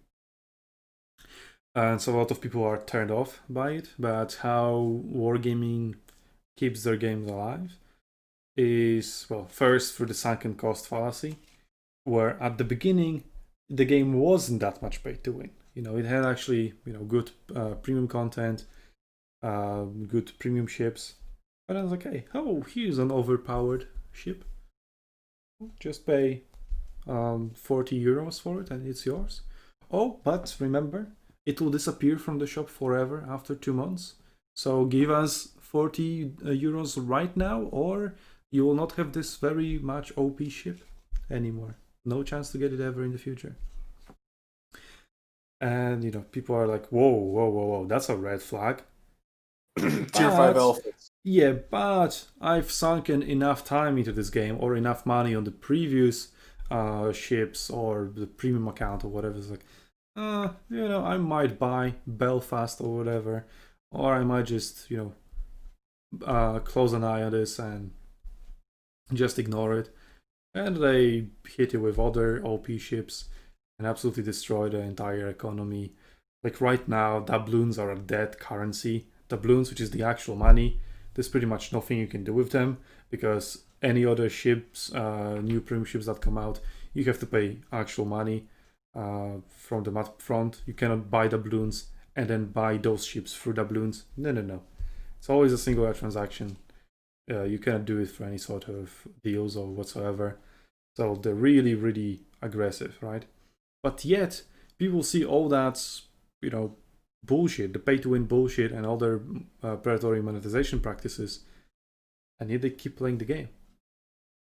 So yeah, some game fallacy is one. And second is that they keep the game fresh and interesting and fun to play through constant additions of new game modes, new tech tree branches, new events, in-game events, etc. So there's always something new to do in World of Warships, another new interesting way to play it, either for fun or a ranked season or whatever. Obviously, I do not want Arena to go the sunken fallacy route. No, that's terrible. And also, Total War community is a little bit smarter in that regard, so they wouldn't fall for that as easily as the wargaming fan base. Unless it comes to the Warhammer, that's kind of iffy there, what they do with the DLCs. But that's... to be fair, we pay like $70 for 10 models. Like, we clearly aren't rational buyers. Yeah, I was just about to say, what Warhammer fan has any concept of money whatsoever? Yeah, that's what I said. Like, Warhammer is kind of exception from that, right? But the amount of money that they made through Warhammer is also insane. But yeah, so I would like to see Total War Arena copy World of Warships or World of Tanks. Well, I don't really keep up with World of Tanks because I stopped playing that game so many years ago. Because, do you want to know why I stopped playing World of Tanks? Because artillery. Oh yeah, nice. I mean, it was one of the issues that I had with the game. I really enjoyed the team aspect of it because they had a separate game mode, which is exactly what I'm trying to advertise here for Arena. Because separate game mode, separate queue, where you would create a lobby, invite players to that lobby, and then create a team for a lobby and then fight against other teams created for the same lobbies. So there was a separate queue for tier 4, tier 6, tier 8, and tier 10. So you wouldn't go into bullshit matchmaking, which was another main issue, which made me leave the game, because you go into tier 6 to 8 battle in your tier 6 tank, and you cannot do absolute shit. You cannot penetrate any armor of tier 7, tier 8, and it's just not fun that way. Sounds like Arena. No, it doesn't. In Arena, the tier difference are much, much lower, and you can always route them pretty much. So it all comes down to skill. Obviously, the higher tier helps, but it's nowhere near as bad as it was in World of Tanks. I see. Yeah, World of Tanks was just like absolutely, you couldn't do anything. Like even if you surrounded or ambushed the tank and managed to hit it in the back, sometimes the armor in the back, just because he was 2 tier higher, nope, just bounce it. So yeah. And why is it that way? Because they want you to buy the fucking gold ammo. Yeah, first of all, buy the gold ammo, which back then it was actually pay to win. Then they removed it, and you couldn't buy it for... no, you could still buy it for gold, but you could also buy it for silver. And Wargaming is also very famous for their atrociously bad economy, which means you not only have to buy a premium account, you also need to constantly play tier 8, tier 9, tier 10 ships or tanks in order to just stay on the surplus with your economy. Because if you just play tier 10 tanks or ships, regular tech tree ships and tanks, you're just going to lose silver and lose your ability to play in those high tiers. In Arena, not a problem, right? Tier advantage, a bit of a problem, but nowhere near as bad as it is in either World of Tanks or World of Warships. Yeah, but those games are largely successful also partially because of the new game modes they keep implementing. And they're interesting to play. And hey, if you don't like the regular matchmaking, well, here's a fun game mode you can play. For example, what they do for April Fools. Last time they had torpedo bead mode, which was essentially just super fast destroyers, like double, triple the speed, and torpedoes only on super short cooldown. All the gameplay was just dodging the torpedoes, which was quite fun. It was different. And that they make another event, something like campaigns, which you featured in the feature wishlist podcast. It was like, hey, make a campaign, for example, based on Alexander's campaign in Persia. Do 5 stages. Each stage represents a major battle. Have a subset of missions in each stage, and those give you a reward. And then when you finish, you unlock a skin for Alexander or something. There are countless ideas that you can make from that concept. Yeah, that would be really cool. Like single player missions, a little bit more than just like kill this, then kill this, then kill this, and then like 5-player stuff, which is like more challenging, or like horde mode even. They could do a whole bunch of stuff, which would be kind of fun. Yeah, they could do horror mode, for example, for Halloween. Right? Yeah, just charging down peasants with cavalry and trying to sweep up as much stuff as you can. Mustafa? I still want them to do whether it's a limited time event or just like a fun side game mode or something. I still always thought a fun game mode would be a big like arena, and you have 10 people shoved in there, last man standing wins, you all get 1 unit. Oh, that would be fun. That would just actually a mosh pit. Yeah. Maybe have like a King of the Hill thing in the center so people don't just camp on the sides. The one who stays on the flag the longest wins. Or dodgeball, where you have 2 teams of archers. Each person controls 1 unit of archers with a massive like big chasm in the middle, and you just have to eliminate each other and dodge each other's arrows. Like that would be fun as well. Yeah. Well, yeah, but that actually all is kind of tied into the development cost, and without CA actually investing money in the actual development team, because as they described in that news, when Arena died after Wargaming, they essentially switch the developers and assign them to other Total War teams. So some of them went into the content team, some of them went into the new game team, some of them went to the Warhammer team, etc., etc. And then after NetEase did that deal, and they said that they want to bring Arena back, they only got a portion of the previous development team back to work on Total War Arena. So not only Total War Arena was extremely small back then, and you saw how slow the development of Total War Arena was. Now it's even smaller. And obviously, working remotely because of the pandemic doesn't help at all.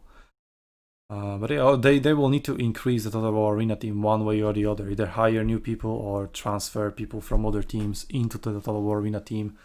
Have to bring some of the ideas that exist in, I don't know, Three Kingdoms, Warhammer, or whatever, or the new game they're making, and bring that experience into Arena.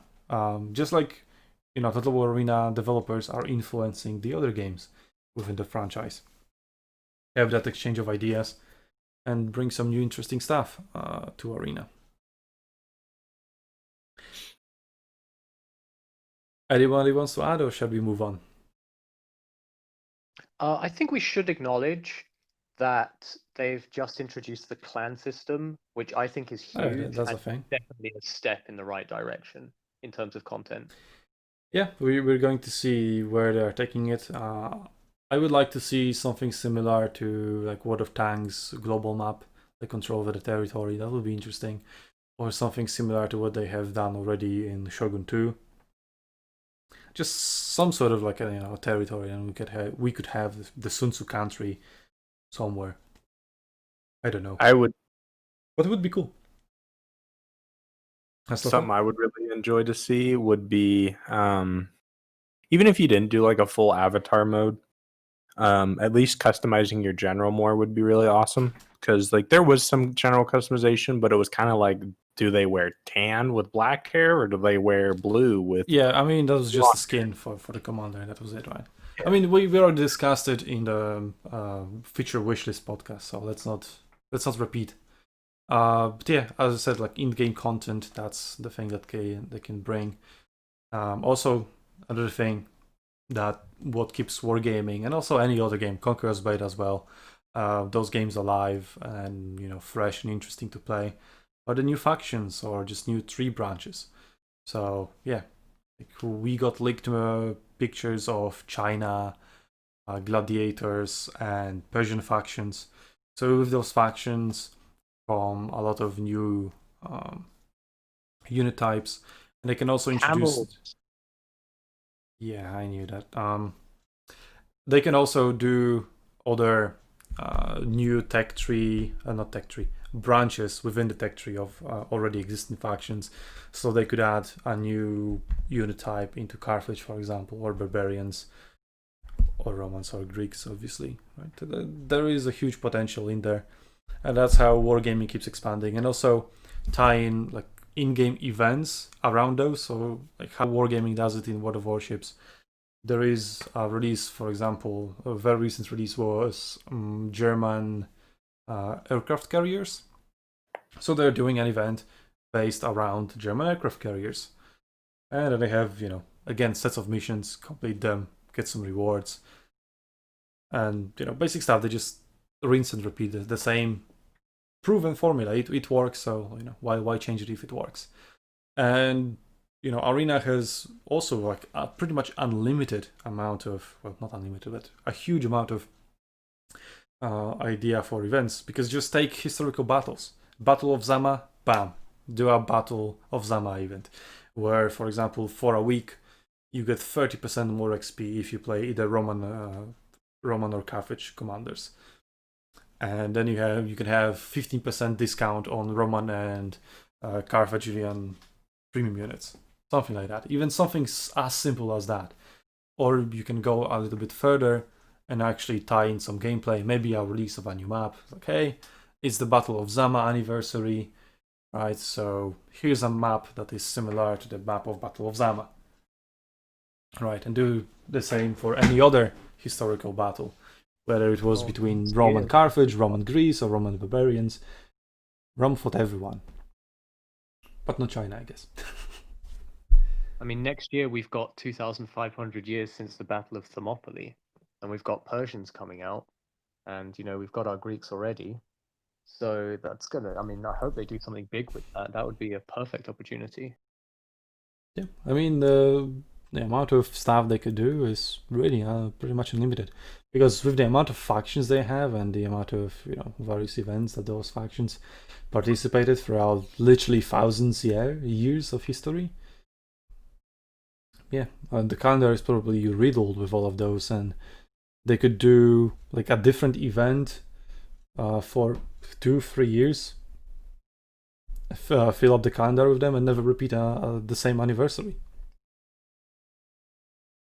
Oh yeah, they have a lot of potential there. So yeah, new factions, in-game events, and keep adding new features as well. They can also tie in those to, I mean, obviously to updates, right? They can tie them to events. So let's say they introduce a new feature that's, let's say, is what Astolfo suggested just now, which is customizability of commanders, similar to what was in Shogun 2, where you could pick a helmet, an armor, greaves, and other pieces of armor, and then do an event based on that. Like, hey, we just released the customization feature for commanders, so here's an event for you to grind, and if you grind that event, you get maybe this unique set of skins for your commander. So unique set of a helmet, greaves, armor, etc., etc.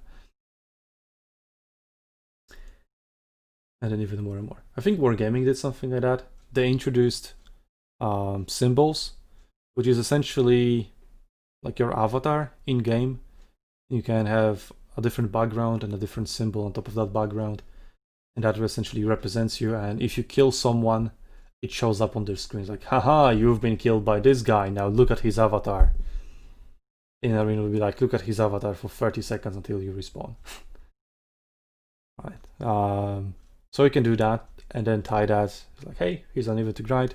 Unlock this fun set of maybe unique, or maybe just during the launch event you can unlock them very easily, and then after the launch event you can still unlock them, but it will be much harder to unlock them. But essentially do a lot of things to incentivize players to grind, because right now this is just the only reward for grinding is reaching tier 10, and that's it. There's nothing awaiting there. There are no like side things that you can unlock. You cannot unlock a skin. You cannot unlock anything else, because there's really nothing. There's only the core gameplay. Core gameplay is amazing. There's nothing much more than that. I don't know if any of you have played the 7 Deadly Sins mobile game, but they always release new cosmetics constantly. And for 1 week, you can get them by playing the game. And then after that, you have to purchase them with like monetization. That's a nice gesture, because if you even give us the option to get them free, I think everyone kind of expects it as a free to play game for you to charge us for those. But if you even give us that window to grind it and get it for free, that's real cool. And then everyone else who sees that after that, they're like, oh, dude, how'd you get that helmet? How'd you get that cape? You'll be like, oh, I got it during this event, but now it's a purchase item. Yeah, there's a very similar actual thing in Conqueror's Blade, where you have seasons. And in these seasons, you grind levels. The more you play, the higher level you get. And then the higher level you get more and more skins. So for example, I have a very cool skin. It's actually based on Saber design, definitely, from Fate Stay Night. And yeah, that was a level 100 reward in season 1. And it was only unlockable during that season. And now people see me in that skin, like, yo, bro, that's a sick skin. Where did you get it? Can I buy it? I was like, well, you can't. Because Mycom fucked up. And if you say you can, then instantly they open their wallet. Yeah, exactly. And Mycom fucked up. I was like, well, you can't. Sorry, bro. And that's the end of the conversation. Should have played like a year ago when the season 1 started. Sorry. I was like, well, yeah. Fuck Mycom, I guess. And yeah, that kind of brings me to another feedback that I wanted to provide, which I already touched upon. So the exclusivity, right? You mentioned Tier 5 elephants. Brilliant example. One of the best. So if you remember, we had Tier 5 tournament in North America. And in order to play in the tournament, well, not US Alpha, but other SUNTZU members from Europe, we had to make American accounts. And it was on Tier 5, and elephants were allowed.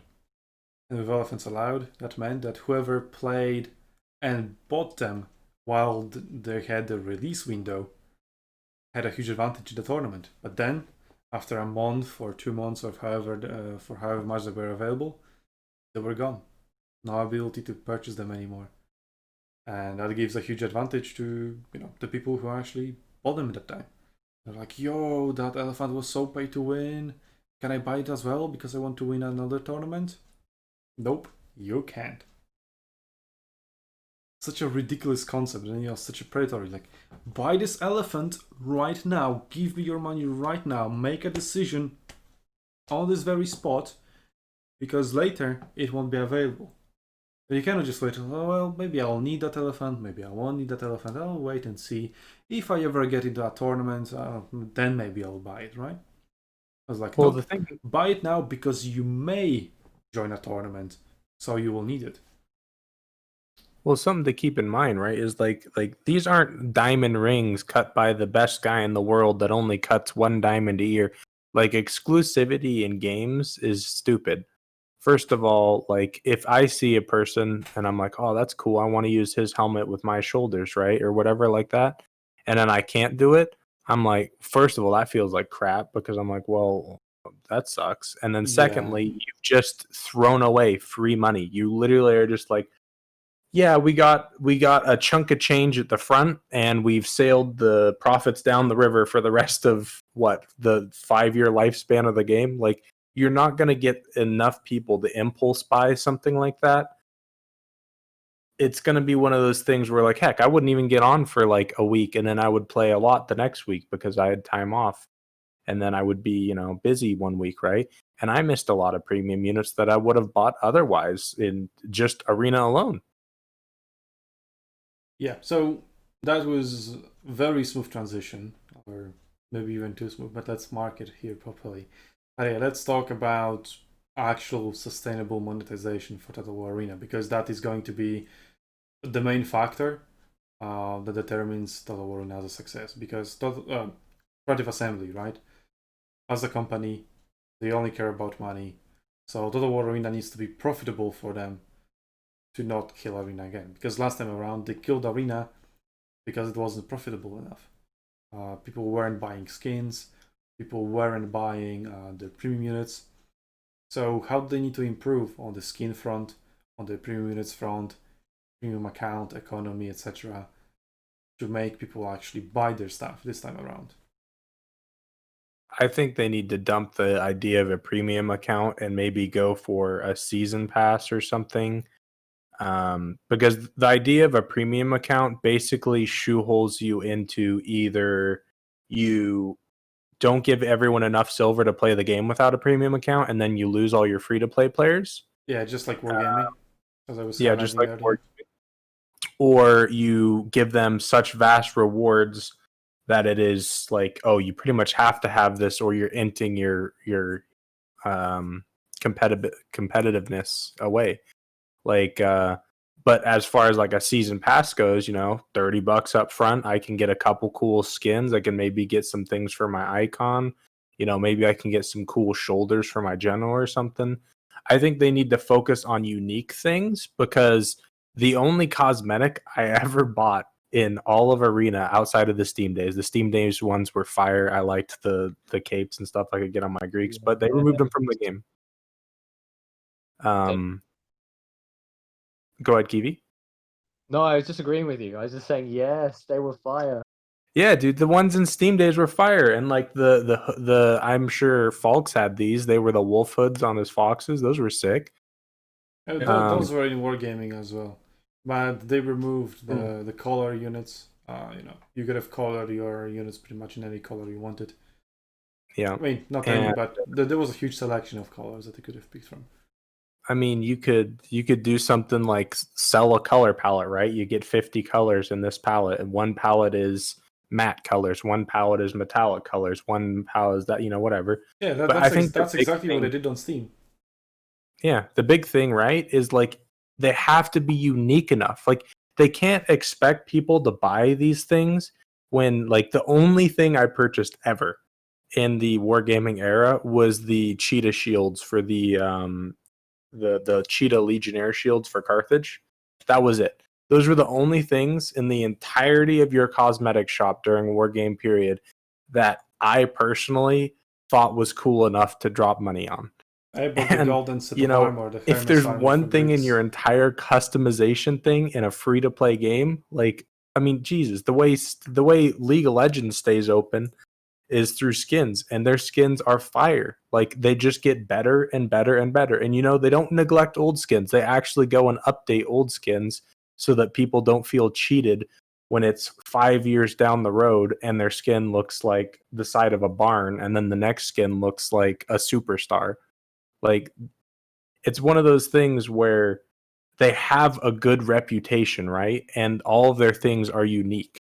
And that's why people spend money on it. You can't just be like, hey, this is a red cloak. Pay me money for a red cloak. Maybe make it a unique cloak with gold trim and then make me pay for the palette, and I can color whatever I want out of that palette.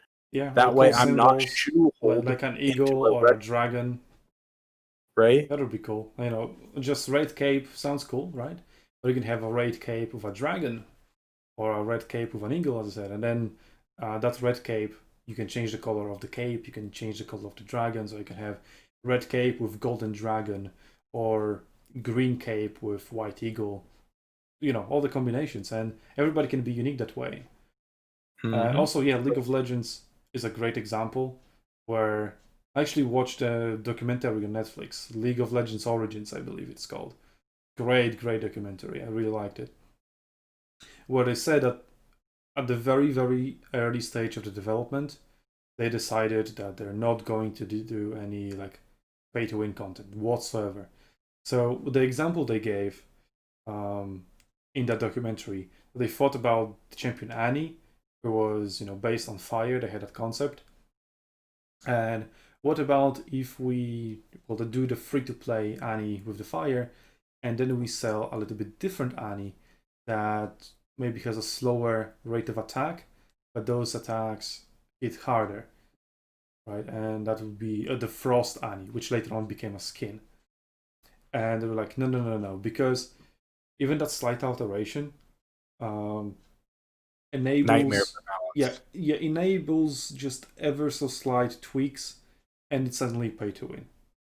And that's what World of Warships. I mean, World of Warships, Wargaming just fucking doesn't care. They shoehorn pay to win. They're so obvious about it that they don't even try to hide. It's like, yep, this ship is pay to win. Buyer is like, oh, this ship called Kutuzov is very popular. We are going to remove it from the shop because it's too popular. But it'll still be up there for 1 or 2 months. So buy it now before it's gone forever. Pay us money. Yeah, and Total War Arena, it tries to pretend that those units are not pay to win. You have the Blatant Offenders, obviously tier 5 elephant, the only elephant available on tier 5. And then if you have a tier 5 tournament, the only way to have an elephant is to pay. And not only is it time limited, it is also money limited, right? So it's just double wrong.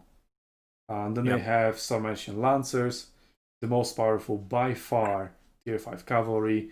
Then they have Murmillo Gladiators, which is a ridiculous combination of Germanicus with light infantry, which just removes all the issues of light infantry, keeps all the advantages of Germanicus and heavy infantry.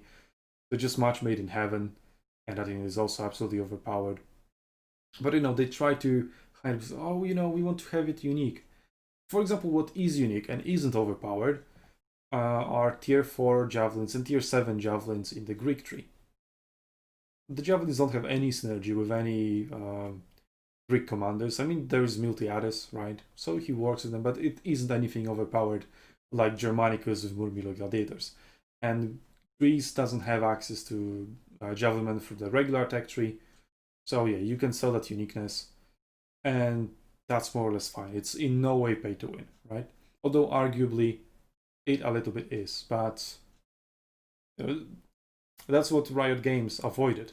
They said there is not going to be a single trace of pay to win. Nobody can make a single argument about this game being pay to win because everything is free, and the only thing we're selling are skins. I know And people look are, how yeah, successful people, they are yes, today. they are very successful, but people are still making actually the argument it's like, oh, some skins are pay to win because, for example, this LeBlanc skin makes your teleportation markers less visible, so they're harder to notice at a glance. So it is a little bit pay to win. So if people are finding pay to win arguments in such just a skin, you can take an actual unit that is the only way to get it is through paying. They can take it to a ridiculous level, and it is a ridiculous level.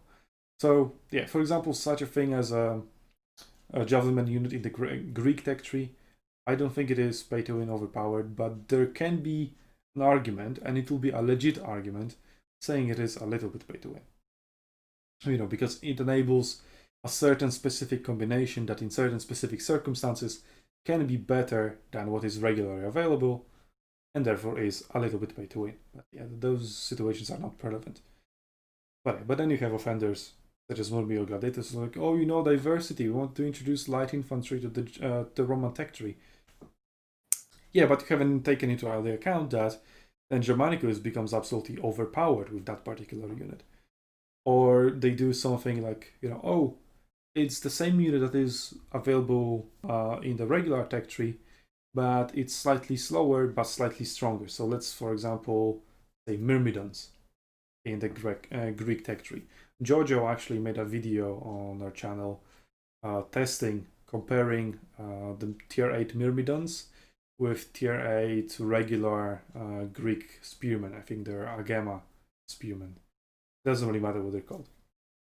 The point was, he did a very thorough test and came up with the result that Myrmidons on average are 15% better in combat compared to regular spears. And you can say, well, but Myrmidons don't have that thing in return that the regular spears have. But some people are willing to make that trade-off.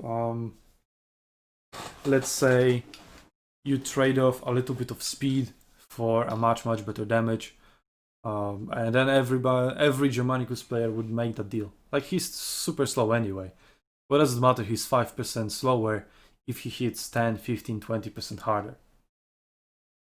Right? And you can argue, like, it's pretty much the same, just slightly different. But that slight difference, just like in the case of Annie that Riot Games presents, if they make an Annie that just attacks slightly slower, but the attacks hit slightly harder, even though the DPM in the end will be exactly the same, it still upsets the balance. It still can be called pay to win. And then Arena has much more extreme cases of that. So yeah, they still really need to figure out what they want to do with premium units, if they want to introduce premium units at all into the game. I think they'll stick with it, because that is also a proven success formula for wargaming games, although maybe after the wargaming fiasco they'll need to rethink it and which route they want to go. But yeah, I think premium units will still be a thing in Total War Arena. So how do you guys think they should be made in order to be profitable and don't alienate the actual Total War Arena community? Loot boxes. Yeah, great idea. You're fired. Oxy. Yeah. What yeah? Give me some feedback. I talked for so long. Come on, you just make this podcast more alive. Don't make it a one-man show. Come on. Give me something. I guess more loot boxes. Okay, you're fired as well, Astolfo. I mean, you guys got to spend money to make money. This whole concept of like you can strip the game down to nothing and have it just barely, shamble onto the gaming field, and it's gonna make you money is ludicrous. Like, you guys need to either decide we're willing to support this or not. Like, I mean, Riot Games puts insane amount of money into its artwork and stuff for its skins. That's why I buy them. That's why they're good, because they actually are good. They're not you get brown helmet instead of you get steel helmet. Like, they're completely noticeable and they change the dynamic of your character. It's worth the $10. Like, I don't know how more bluntly I can put it, other than like, you just need to make it better and you more unique and make it worth me spending money on. Yeah, I mean, that's one of the main issues with skins in the low arena, though, because your camera is so up high in the sky, right? You don't really see the individual models, so it is difficult to see. You're not going to see it in that much detail. You do see it in the front end. You do see your commander skins in the post-battle screen if your team wins, and all of that. But it's still like not noticeable for, I don't know, 70% time that you spend in the game, right? Because during the battle you're not really be looking at your skins. It's not like right in front of your face takes half of your screen, like your character in Conqueror's Blade, or still, in the center of your screen, quite a big model, like in League of Legends. In Arena it is much harder to notice. Kiwi? I would be down for banners. I think banners would be cool, like, because then you could banners also is do, one feature that I bring up in the previous podcast, but they continue. Yeah, because you could do a lot of different things with it. Also, voice lines. You could change voice lines. We're all sick of just hearing the same thing over and over and over again, and I would pay to hear different voice lines. I would pay for an R-rated, like, curse word voice line pack or something like that. I think that would be great. Yeah, those fucking idiots are friendly firing us again, for fuck's sake. Exactly. I would hear that a lot when I'm playing with you. Yeah, I mean, that was also a feedback that I have been bringing up since forever. I even made a few memes about it. So what my feedback is... It's not too difficult, is it? Yeah, let me finish it. So what my feedback is, just bring more character to the actual commanders. Because the only commander really with any sort of personality right now in the game is Leonidas. And maybe a little bit of Miltiades. And the meme I'm talking about is, the board meeting room where one guy gets kicked out of the window. So what I did is Ambiorix, Kanane, and Leonidas. And, the main guy, the boss, says, okay, I want to main ranged units. What would you say if I did friendly fire? And then, Ambiorix is not like, oh, we're hurting our allies, stop. And then Kanane, our allies are in there, stop shooting. Again, the standard thing, right? Then Leonidas is like, our foolish allies are standing in the way of our missile fire. You're hired. The other two, out of the window. Okay, Leonidas, what abilities do you have for ranged units? He's like, yeah, thumbs up. So yeah, I want more something like this. Just make, the characters have more personality. And yeah, sure, if that's what it takes, make it hold it after a paywall. I will pay for it. I will pay for my Kanane to thrash my teammates when they get in the way of my friendly fire or missile fire, right? It's like, no idiots are standing, I'm barraging there. That would be fun. Get Custom out of pings there. as well, you could do that. Something similar with custom pings, or like, I think emotes is like a little bit too like. It could work to keep some flavor of like the historical flavor, but yeah, you could do some stuff with that as well. Yeah, I mean, yeah, we talked about in the previous podcast the feature wishes. You can always just have a button, the historical accuracy, or as it is called in World of Warships, no anime button, which essentially disables all the anime skins, right? And we talked, about the possibilities of doing some kind of crossover events where you can have, Iskandaru skin for Alexander the Great, where he just completely changes his look to look like Iskander from Fate. Right, you already have some sort of that skin. For example, you have old Vercingetorix and young Vercingetorix, which is, almost completely different. So yeah, why not go for something like that? Get some money that way, and also get new audience. Like maybe there are some Fate fans. Fate fans are very often history fans, and they could be interested in Total War Arena. So if you made that kind of a deal, you can bring new audience to your game. Well, you're essentially killing two birds with one stone. My voice is robot. My voice will be fine on the podcast. Sorry for that. Or maybe it's your connection, Astolfo. Continuing on. Yeah, what I also like about League of Legends that they could bring into Total War Arena is actual interactions between commanders. We have it a little bit. Like, for example, when Arminius kills Germanicus, or Caesar kills Arminius or Vercingetorix, they do say a line like, haha, we've killed that traitor, for example, if they kill Arminius, right? Or if Vercingetorix kills someone like, haha, I avenged my Gallic brothers or something. Bring more of those. Give some banter between the commanders. Even if it didn't exist in real life, because, yeah, those characters are hundreds of years apart from each other. So there's no way, for example, Alexander... Goodbye, Astolfo. I think his internet died. So, for example, Alexander the Great... Welcome back, Astolfo. Alexander the Great could have some banter with Caesar about who's the better conqueror. Right? And if Alexander kills Caesar, he roasts him, and vice versa. Something like that. Would be interested. Or just in-game mechanics. Germanicus fighting with Hannibal, who's the better damage dealer. Like, that's how you do vengeance.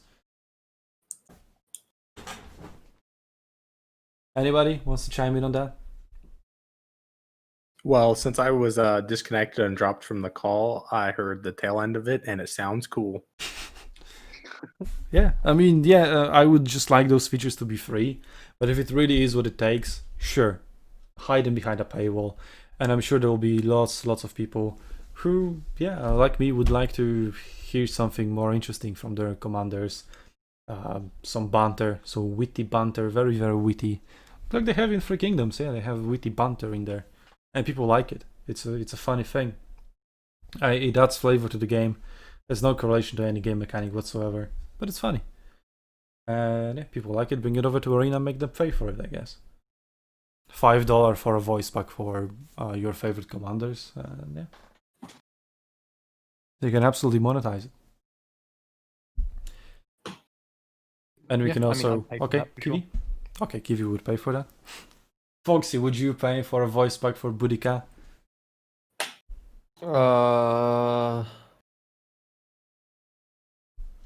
Depends, really. Like, if they're really good. It wasn't too expensive, I guess. So what would you want her to say for it to be worth it? Ara? Yeah. He just wants to be told he's the best. Yes. Oh, Fox, you god. Oh.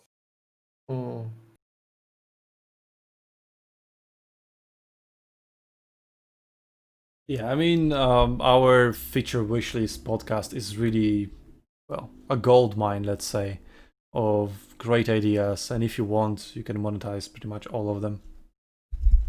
Well, some of them are just like gameplay related, some not really, like some kind of a clan system. Can't really monetize that, I guess. I mean, if you really want to, you can, but please don't. Not a good idea. Some of that should be free. But yeah, other stuff like flags. Well, how we describe it in the feature podcast was that banners would be like little bonuses to the units, and those should obviously be affordable for silver, etc. But flags, which is essentially what you meant by banners, Kiwi, yeah, make them have either like national flags. You can sell those. I guess you can. I don't know. Maybe there's some copyright issues with that. But have some custom historical flags, like the Brutii, Scipii, and Julii families from Rome for Roman factions. Do the same. You already have the assets. All of those assets are in either Rome 1 or Rome 2. Just get it on there.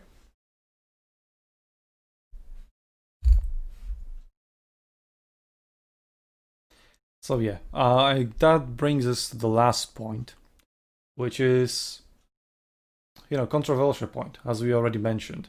The silver or credits or whatever in wargaming, in arena, etc. Like wargaming, how the credits are handled in that game is absolutely atrociously bad. Where, yeah, as I said, you need to have both premium account and grind multiple tier 8, tier 9, tier 10 ships to just stay afloat with your economy.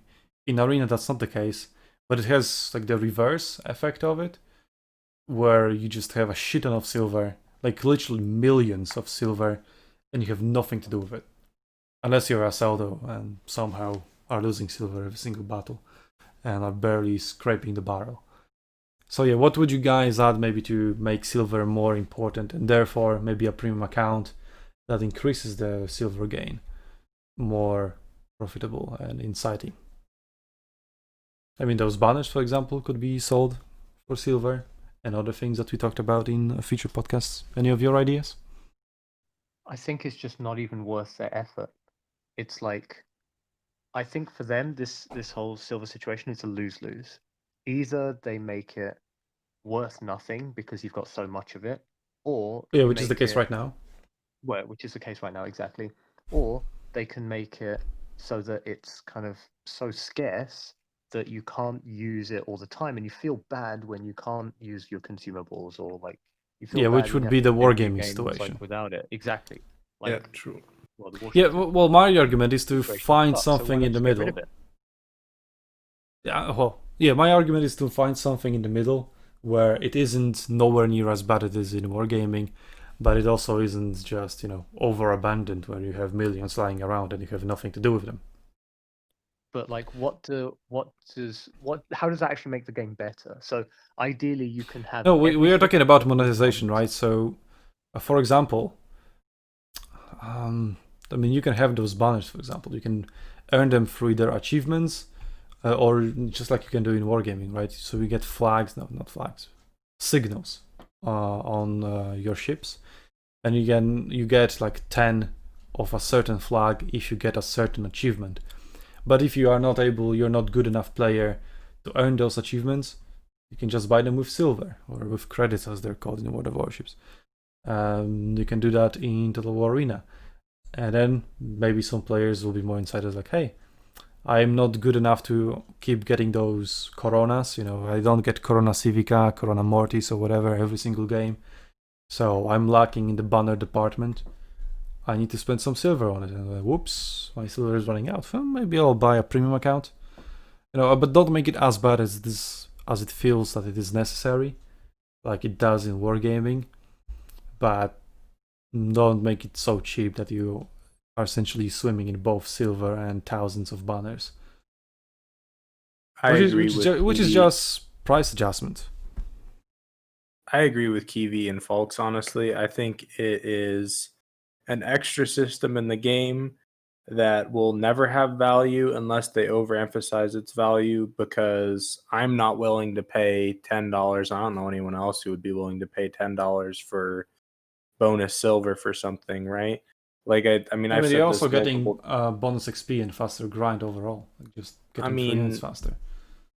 Yeah, I guess you are, but like if I'm playing the game regardless, unless you just make it a hell pull for free to play players, then that's an invalid argument, right? Unless you make the maybe. XP so terrible that you can't do it free to play, then like why is there even a premium? Like I don't know. I just want worthwhile content to spend my money on, and something like that is not worthwhile to me. They either make it too strong to where I have to buy it to even level up stuff and have enough silver to buy my things, or they make it too weak to where I just don't care. And like there's no real happy middle ground in my opinion. I mean, I guess there could be if you tied it to unlocking some cosmetics or something. But at that point, why wouldn't you just make better cosmetics and not crappy ones and just make them real money, and I would buy them for real money, and then you just get the money out front and I don't have to grind my silver. Like, Yeah, I mean, okay. Well, Take my my $4. feedback, my feedback was based around the possibility, or rather, Creative Assembly's ability to find that golden balance, like the golden middle, where it isn't too bad in either direction. But I guess such a balance is very, very hard to find, and it also will largely depend on people's skill, where good players will be able to, get those constantly, and bad players not necessarily. So yeah, maybe not ideal and not what you want. So I can absolutely see your argument there.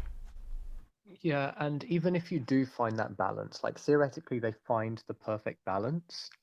So that means that you can use everything that you want to use every single game, but your bank account essentially is quite low. It never gets really high. At that point, it's like, well, why then? Because everything that affects me, aka I want to use everything and I can, is already achieved.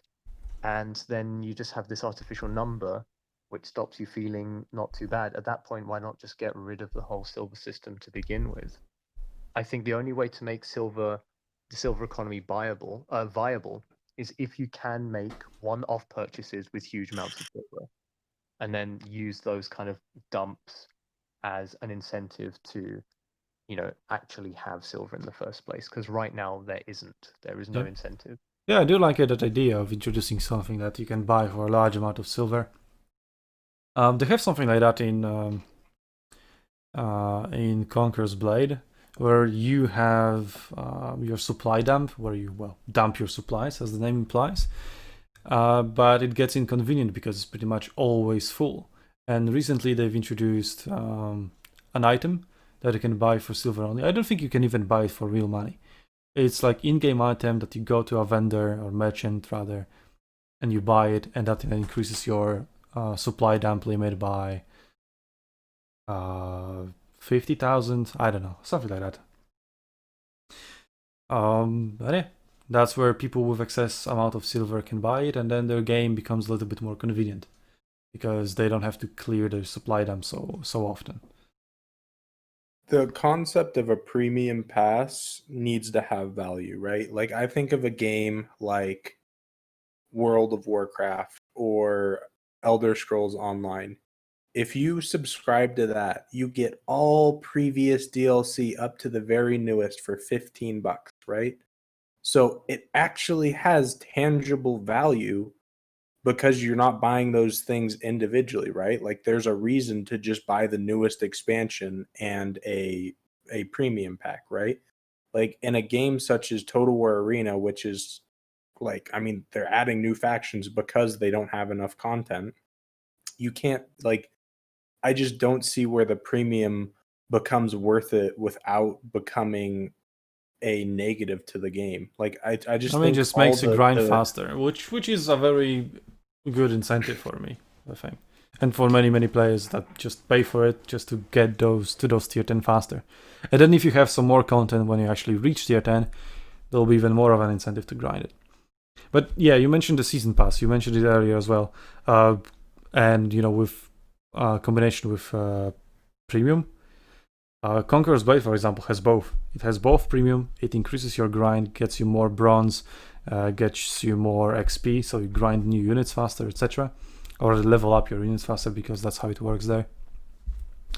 And they have Battle Pass, or Season Pass rather, where they have a new season every few months, and a new season equals new content, new units. Could be similar in Arena, doesn't have to be. But yeah, essentially, Season Pass gets you more seasonal points. More seasonal points get you through the seasonal levels faster, and each seasonal level is more rewards, better rewards, cooler skins, etc., etc. I also don't think you force people into the pass. Like, League of Legends is so successful because it comes out with an event at like 2 days after an event ends, right? It's already bang, a new event. And you don't have to buy all the skins in that. Let's, like, for example, there was just the Spirit Blossom event. I bought 2 of the Spirit Blossom skins. I had no interest in the others. I would not have paid a $50 price tag for the pass to get those 2 skins, but I sure as hell did pay the $12.50 for each of those skins because I thought that was worth it. I mean, there's a ton of different ways you can go about it, and I think just spending the time, the manpower, and probably the money developing like obsolete systems or systems that will just cause either people to dislike the system or for people like I'm all fine for the premium pass giving you extra XP. It just has to be that a free to play player can still level up. Like I don't want my friend to buy premium and be like, yeah, I'm tier 10 after 5 days and I'm like tier like 3. Like that just feels like shit. But they give you 50% boost, I think. So yeah, it's not going to be that much of a difference. But in Conqueror's Blade, for example, I mentioned that season 1 skin. That was really cool, level 100 reward. So I had incentive to grind because I really like the skin. But now I have the best skin in the game, really. I mean, the one that I obviously like the most. Other people may like other better. But for example, this season 4, for me, it has nothing to offer within the premium pass. Because all the skins that are in there, I already have better versions of for the units I'm using. So I'm like, yeah, I don't need that. I don't need to buy that. So I'm not being forced into that. Like, hey, well, if you want to stay competitive, you better play. You better pay. You also get some seasonal currency, which you can then spend in seasonal shop, which gets you some in-game items. But none of that is really like super overpowered. So it's also okay, not being forced. Just don't make those cosmetics like event only, and if you weren't there, you missed it, because yeah, that feels like absolute shit. So make it grindable during the season, during the and if you buy the battle pass. But if you didn't, or if you didn't play during that era or during that event, then you can just later on buy it. Like for example, I'm very sad that in Fate Grand Order I'm not going to get Saber Santa because I didn't play the game early enough. But yeah, I think we've also exhausted that topic and we kind of started going in circles. So let's end it here, guys. Any closing thoughts other than I'm tired and I want to go to sleep? Hey man. I mean, yeah, that comes like, yeah, our schedules were totally messed up and that was the only really opportunity where we could meet. And that is really, really late in the evening. So yeah. Other podcasts hopefully will be at better times. But thank you all guys for joining me today. Astolfo, Kiwi, Folksgut. You've been amazing as always. Well, Kiwi for the first time. Kappa. Kappa. And yeah, once again, please, dear viewers, help us bring Arena back to the West. Check out the links in the description. We're launching a huge campaign, right? All the Twitter, Reddit, Discord, links. Did I miss anything? There's still be tournaments. Is SUNTZU Invitational free, so stay tuned for that. More videos coming your way, much better content. Share your ideas in the comments with us, and yeah, with that said, we'll see you in the next podcast, next video, or Arenas Battlefields Commanders. Bye. Bye bye. Bye bye. Boy.